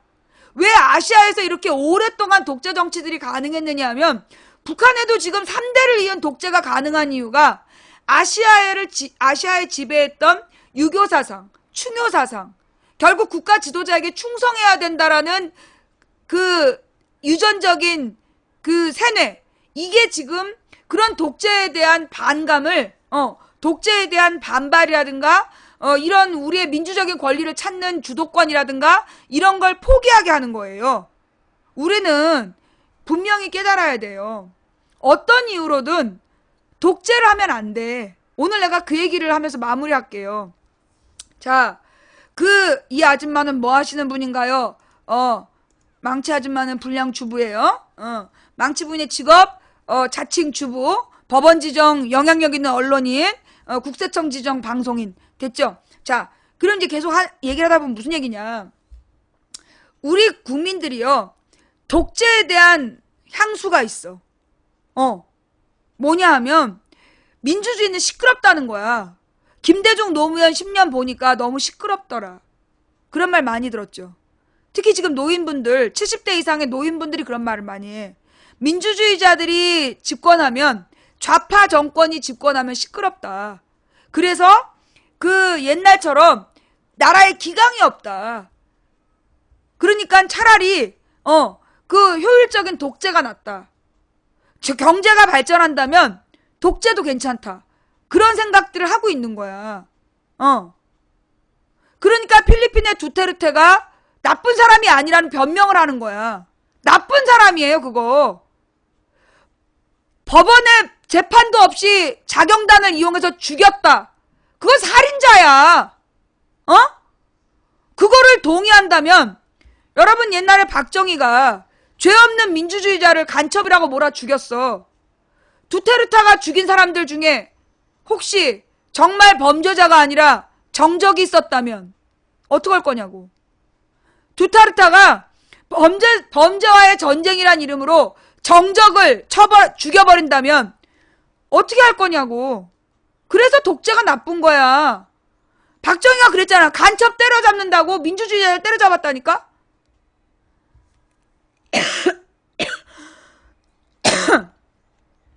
두테르테가 죽인 사람들이 정말 범죄자냐? 그거 검토해 봐야 되는 거야. 무려 1600명을 죽였다는데 자기에게 반대하는 사람들 죽인 거 아니냐고. 필리핀은 아주 오랫동안 마르코스의 독재가 지배했던 나라예요. 그래서 이게 독재의 향수가 있을 거라고. 그래서 두테르테의 독재에 대해서 거부감이 없는 것일 수도 있어요. 그러면 정말 독재는 나쁜 건가요? 라는 질문이 들 수 있죠. 왜? 혼란스럽고 시끄러운 좌파 정치보다는 어쩌면 효율적인 독재가 나은 거 아니냐. 그럴싸해? 이게 실용주의, 독재 실용주의야. 그럴싸한데 문제가 있어. 왜냐? 독재라는 건, 독재의 뜻이 뭐예요? 독재의 뜻이 뭐야? 소수가 혼자 혹은 소수가 권력을 독점할 때 그걸 독재라 그래요. 예. 독재라는 건 소수나 극소수나 혼자서 모든 권력을 장악할 때 그걸 독재라고 부르는 거야. 그럼 혼자서 모든 걸 결정할 때는요, 정말 실용적으로 보여요. 아주 실용적으로 보이고 일이 효율적으로 되는 것처럼 보여. 그런데 그렇게 실용적이고 효율적으로 보이는 일이 어떤 문제가 생기냐? 이 사람 죽으면 개판이 되는 거야. 그 사람이 죽어버리면 그 세상은 개판이 되는 거야. 시저가 황제 제도를 꿈꾸었고, 그래서 자기의 양자를 철저히 교육해갖고 아우구스투스라는 훌륭한 현재를 만들었어. 그 뒤에 개판 났잖아. 독재의 문제점이 그거예요. 한 사람에게 모든 전권을 주는 것의 문제점은 그 사람이 또라이면, 박근혜나 박정희 같은 또라이가 전권을 가졌을 때 어떤 일이 발생하는가. 그게 독재의 문제점이야. 그래서 우리가 민주주의를 가장 발전된 정치체제라고 얘기하는 건, 물론 혼란스럽고 천천히 가고 더딘 면이 있지만, 그럼에도 불구하고 혼자서 전권을 가지고 막 나아가면서 생길 수 있는 위험성, 그런 또라이가 독점함으로 인해서 나타날 수 있는 치명적인 문제점을 다수가 방어하는 시스템. 그게 민주주의인 거예요. 알아듣나? 말이 좀 어려웠는데? 알아듣겠어요? 무슨 말인지? 이게 노답이 아니라 네가 문제를 모르는 거야. 어떤 애가 선생님 8번에 답 있어요. 그러니까 선생님이 한숨을 푹 쉰 다음에 있어. 네가 문제를 모르는 거지. 답이 없는 게 아니야. 자, 독재와 민주주의의 뜻 이해하시겠어요?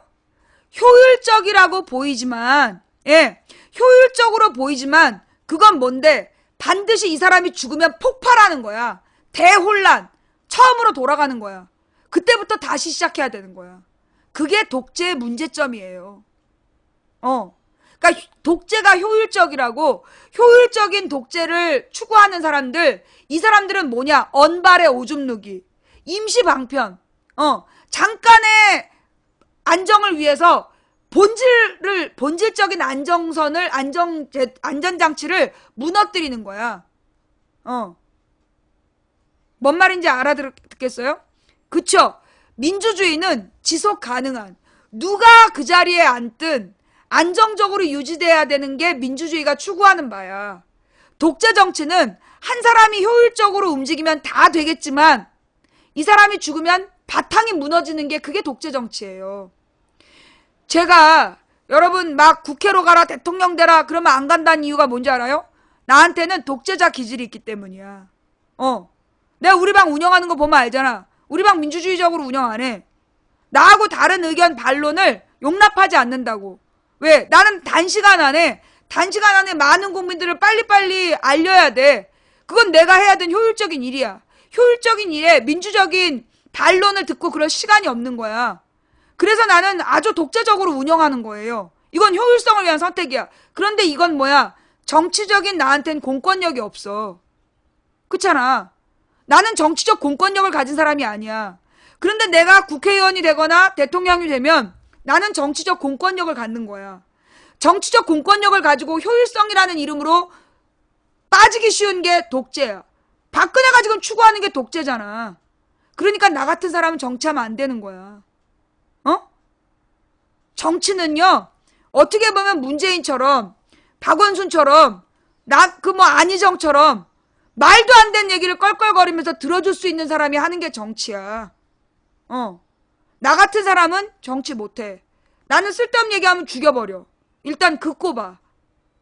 나는 저 전통사회에 장수형일진 몰라도 민주사회에 정치 지도자는 될 수 없는 사람이에요. 분명히 내가 나의 한계를 알기 때문에 나는 정치인이 되고자 하지 않는 거야. 근데 박원순이나 문재인이나 안희정 같은 사람들은 말도 안 되는 얘기를 껄껄거리면서 듣고 앉아있어. 뭐 저런 것들이 도대체 뭐 하는 거냐. 그런데 민주주의 정치자는 그래야 되는 거야. 그래서 전반적인 수준을 올리고, 그래서 모든 국민들이 막 자기네들의 권리를 제대로 행사할 수 있을 만큼 국민들의 수준을 높여서 시스템을 안정화시키려는 사람들, 그런 사람들이 정치적 지도자가 돼야 되는 거야. 뭔 말인지 알아요? 필리핀 대통령에 대해서 변명하지 마라. 그가 죽인 1600명이 모두 범죄자라고 자신할 수 있느냐? 앞으로 죽일 수만 명이 모두 범죄자라고 자신할 수 있느냐? 내가 볼 때 필리핀 두테르테는 아키노 집안의 씨를 말리지 않겠냐? 필리핀에 있는 민주주의자들을 범죄자로 몰아서 다 죽이지 않겠냐? 그래서 독재자는 절대 대통령이 되면 안 되는 거예요. 박근혜가 대통령이 되면 안 되는 이유도 그거이고, 누가 대통령이 되든 독재 권력을 행사하면 안 되는 거야. 옛날에 노무현이 대통령이 됐을 때 내가 서프라이즈에서 그런 글을 봤어. 자기네들이 김대중을 대통령을 만든 이유는 전두환 노태우를 죽이기 위해서였다. 그런데 김대중이 못 죽이더라. 그래서 경상도 노무현을 대통령을 시켰다. 그러면 노무현이 전두환 노태우를 죽여줄 줄 알았다. 그런데 안 죽이더라. 우리는 배신당했다. 그렇게 쓰는 호남 출신 뉴라이트의 글을 봤어. 자, 여러분, 죽이고 복수하는 게 그게 정치의 목적이냐? 다 쓸어버리는 게 정치의 목적이냐? 아니라는 거예요. 죽이고 복수하는 걸 정치의 목적으로 삼으면 미래가 없어요. 우리가 정치라고 생각하는 건 현재의 문제를 해결할 미래 대안을 제시하는 걸 정치라고 얘기해야 되고, 그 미래 대안에 힘을 모아낼 수 있는 능력을 리더십이라고 얘기해야 되는 거지, 과거에 대해서 심판하고 과거를 죽이는 것에 집중하면, 그러니까 지금 문재인 지지자들 중에 지금 뭐 정청래가 대통령이 뭐 당대표가 돼야 된다 이렇게 주장하는 사람들의 뿌리를 쭉 들어가 보면 무슨 얘기 하는 줄 알아? 친일청산 주장해. 친일청산 해야죠. 그런데 친일청산이란 이유로 그 오로지 친일파들에 대한 복수 이것만 강조하는 거야. 그러다 보면 어떤 문제가 생기느냐, 결국 친일파들의 반작용을 가져오게 됐어. 노무현 정부 때 이 사람들이 너무나 강력하게 과거 청산을 강조하다 보니까, 그러니까는 이 조중동이 어떤 논리를 폈냐, 김영란법이랑 똑같은 논리. 친일파의 규정을 누구까지 친일파로 할 거냐, 일제시대 때 교사들도 다 친일파다. 그래서 교사의 자녀들, 야당 의원들 중에 교사의 자녀들도 전부 친일파다 이렇게 얘기를 해버린 거야. 그러니까 일제강점기 때 공무원들을 했던 모든 사람들은 전부 다 친일파가 된 거야. 그러니까 국민들이 그럼 우리도 다 죽는 거냐, 우리 재산도 다 뺏기는 거냐, 그래서 친일청산에 반대했어요. 그게 노무현 때 과거사 진상규명 그 친일재산 환수법이 실패한 원인이야. 걔네들이 지금 김영란법을 없애기 위해서, 김영란법 100만 원 이상은 뇌물이다 라는 김영란법을 무력화시키려고 3만 원, 5만 원, 10만 원도 뇌물이다. 그 다음에 대상을 확장시키고, 그래서 결론은 100만 원 이상 뇌물 받아 챙기는 새끼들을 구하는 거야. 그런 것처럼 진짜 친일파를 구하기 위해서 교사들도 친일파다라고 얘기한 거야. 근데 친일파라는 말은, 반민족 행위자라는 말은 역사적 용어예요. 기준이 있어. 적극적으로 뭐 징병징용을 가야 된다라고 연설을 하고 다녔거나, 막 그 김무성의 아버지처럼 돈을 막 일본의 전범들에게 돈을 막 기부해야 된다라고 주장을 했거나, 그게 반민족 행위자로 들어가는 거지. 어쩔 수 없이 창씨개명한 사람들, 어쩔 수 없이 먹고 살기 위해서 그 밑에서 말단 공무원 한 사람들을 전부 다 친일파로 볼 수 없다. 그게 반민족 행위자 규정에 나오는 얘기야. 근데 이걸 김영란법이랑 똑같이 조선일보, 동아일보가 물타기를 했어. 그래서 창씨개명한 것도 친일파다. 그래서 도요타 다이주 쓰고 다니는 거야. 친일파라고. 무식한 새끼들이. 자, 이게 무슨 얘기인지 알아듣겠어요? 그러니까 우리가 과거에 대한 극단적 복수, 척결이라는 이름으로 과거 척결에다가 집중하는 거, 그래서 사람에게 복수하는 것에 집중하면, 사람에게 복수하는 것에 집중하다 보면 미래가 없어요. 과거에 대한 복수로 뭐 홍준표를 닮아? 넌 블랙이야. 영원히 블랙이야. 그래서 과거에 대한 복수에 집착하는 사람들은 결국 미래 민주주의의 적이 돼요. 중요한 말 했다 내가? 뭐라고? 받아 써봐. 과거에 대한 복수에 집착하는 사람은 미래 대한민주주의의 적이다.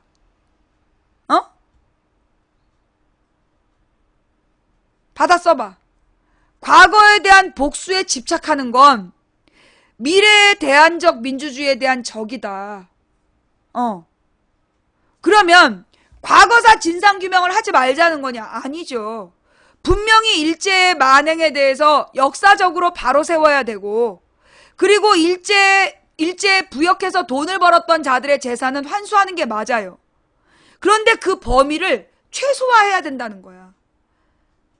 최소화하지 않고 막 확장시키면 아무것도 못하게 되는 거야. 역사를 바로 세우고 극렬 친일파의 재산을 환수하는 거, 소수의 극렬 친일파의 재산을 환수하는, 한마디로 지금 재벌의 뿌리들, 그들의 재산을 환수하는 정도에서 머물러야지, 이걸 막 확장시키면 우리도 어느 날 서북청년단 같은 모습이 될 수 있다는 거예요. 우리의 모든 마음, 우리 인간에게는 선과 악이 공존해요. 어느 날 우리에게 악한 독재자의 본성이 나올 수도 있는 거야. 그래서 우리는 끊임없이 날마다 윤리적으로 똑바로 살기 위해서 노력해야 되는 거예요. 와, 씨. 오늘 갑자기 거룩해졌어? 자, 필리핀 대통령에 대한 망치 부인의 입장. 예. 자, 오늘 방송 어떻게 보셨어요? 이모 지금 방송 중이야. 예. 네. 콩사탕이 오늘 오지 말래. 예.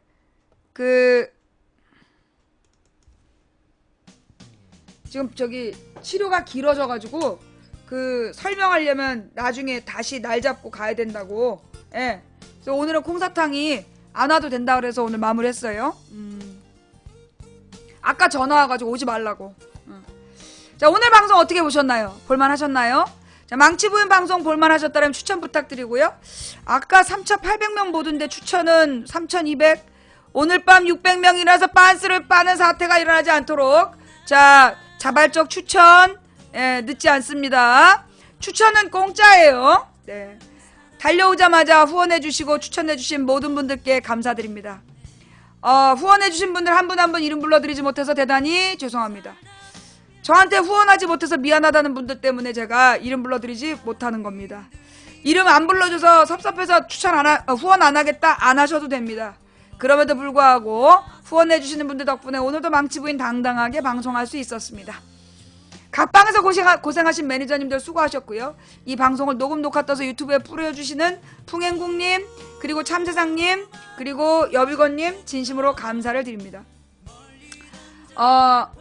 저의 20일 동안의 방황은 어떻게 보면 저에게 쏟아지는 제가 감당할 수 없는 기대에 대한 무게감, 그걸 감당하지 못해서 제가 엄살을 피운 게 아니었을까 생각해 봅니다. 그리고 제가 오늘 어제부터 다시 돌아와서 설 수 있었던 건 그 기대감은 나에 대한 기대감이 아니라 하나님에 대한 기대감이라는 걸 깨달은 순간 저는 마음의 부담을 덜었습니다. 그래서 쫓겨난 시청자가 많은 방송 1위? 아니 몇 명을 쫓아냈다고! 쫓겨나주신 시청자 여러분, 쫓겨난 시청자가 많은 방송 1위에 등극시켜주신 시청자 여러분 진심으로 감사드립니다. 쫓겨나주신 시청자 여러분께 더욱더 감사를 드리고요. 쫓겨난 데 머물지 않고 아프리카에 신고해서 쫓겨난 시청자가 많은 방송 1위에 등극시켜주신 여러분의 열의와 열정에 경의를 표합니다. 앞으로도 쭉 쫓겨나주시고 꾸준히 신고해서 쫓겨난 시청자가 많은 방송 1위에 등극시켜주시기를 부탁드립니다. 좌우지간. 오늘 우리 망치부인 방송에서 혹시라도 감동적인 공감이 있었다면 그건 망치부인의 내용이 아니라 하나님의 메시지였습니다. 근데 오늘 망치부인이 한 얘기 중에 잘못된 내용이 있었다라면 그거는 망치부인의 부족함이었습니다. 여러분 저의 부족함을 용서해 주시고요. 하나님의 따뜻한 메시지를 풍성히 받는 오늘이 되시기 바랍니다. 어떤 분이 제가 3월 30일 날 새벽기도 끝나고 채팅창에 썼던 내용을 보내주셨어요. 제가 3월 30일 날 3월 30일 날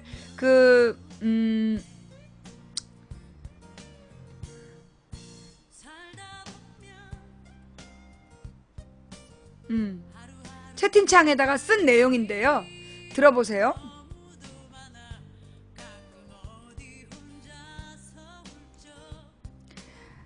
오늘 하나님께서 세월호 관련자들에게 우리가 상상할 수도 없는 벌을 내리시겠다고 하셨음. 국정원은 해체될 것임. 이 땅의 근본이 바로 세워질 것임. 엘리야가 사르밧 과부의 아들을 살려주는 부분에서 세월호 아이들을 살려낼 수는 없는 것에 너무 마음이 아파서 기도했습니다. 하나님께서 우리가 상상할 수 없는 방법으로 이 나라의 아합과 이세벨에게 벌을 내리시겠다고 하셨습니다.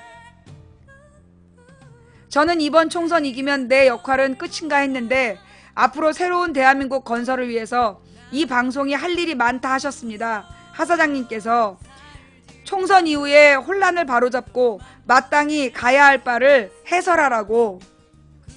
이게 3월 30일 날 제가 새벽 기도를 마친 뒤에 제가 채팅창에 썼던 내용이었대요. 예, 기억이 안 났는데 읽어보니까 이랬구나. 예. 우리 하나님께서 대한민국에 이렇게 원대한 계획을 갖고 계시다. 만악의 근원, 예, 국정원과 이 재벌들, 국정원과 재벌과 이 언론 이 게이트를 하나님께서 깨부시고 새로운 대한민국의 비전을 제시해 주실 것이다. 그 일을 우리 망치부인 방송이 해 나갈 수 있을 것이다. 저는 거기에 대해서 믿음이 있습니다. 여러분은 어떠십니까? 아이, 그게 되겠어? 된다고 믿든 안 된다고 믿든 당신의 믿음대로 될 겁니다.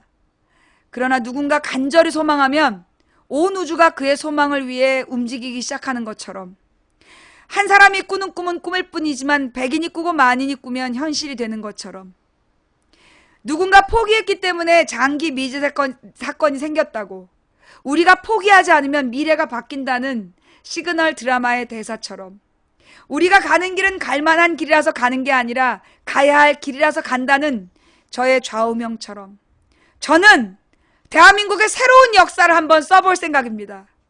기적이 필요하다면 기적을 만들면서 갑시다. 함께 가시겠습니까? 다음 방송은 내일 낮 2시에 돌아오겠습니다. 오늘 함께 해주신 모든 분들께 감사드리고요. 내일 낮 2시에 돌아올게요.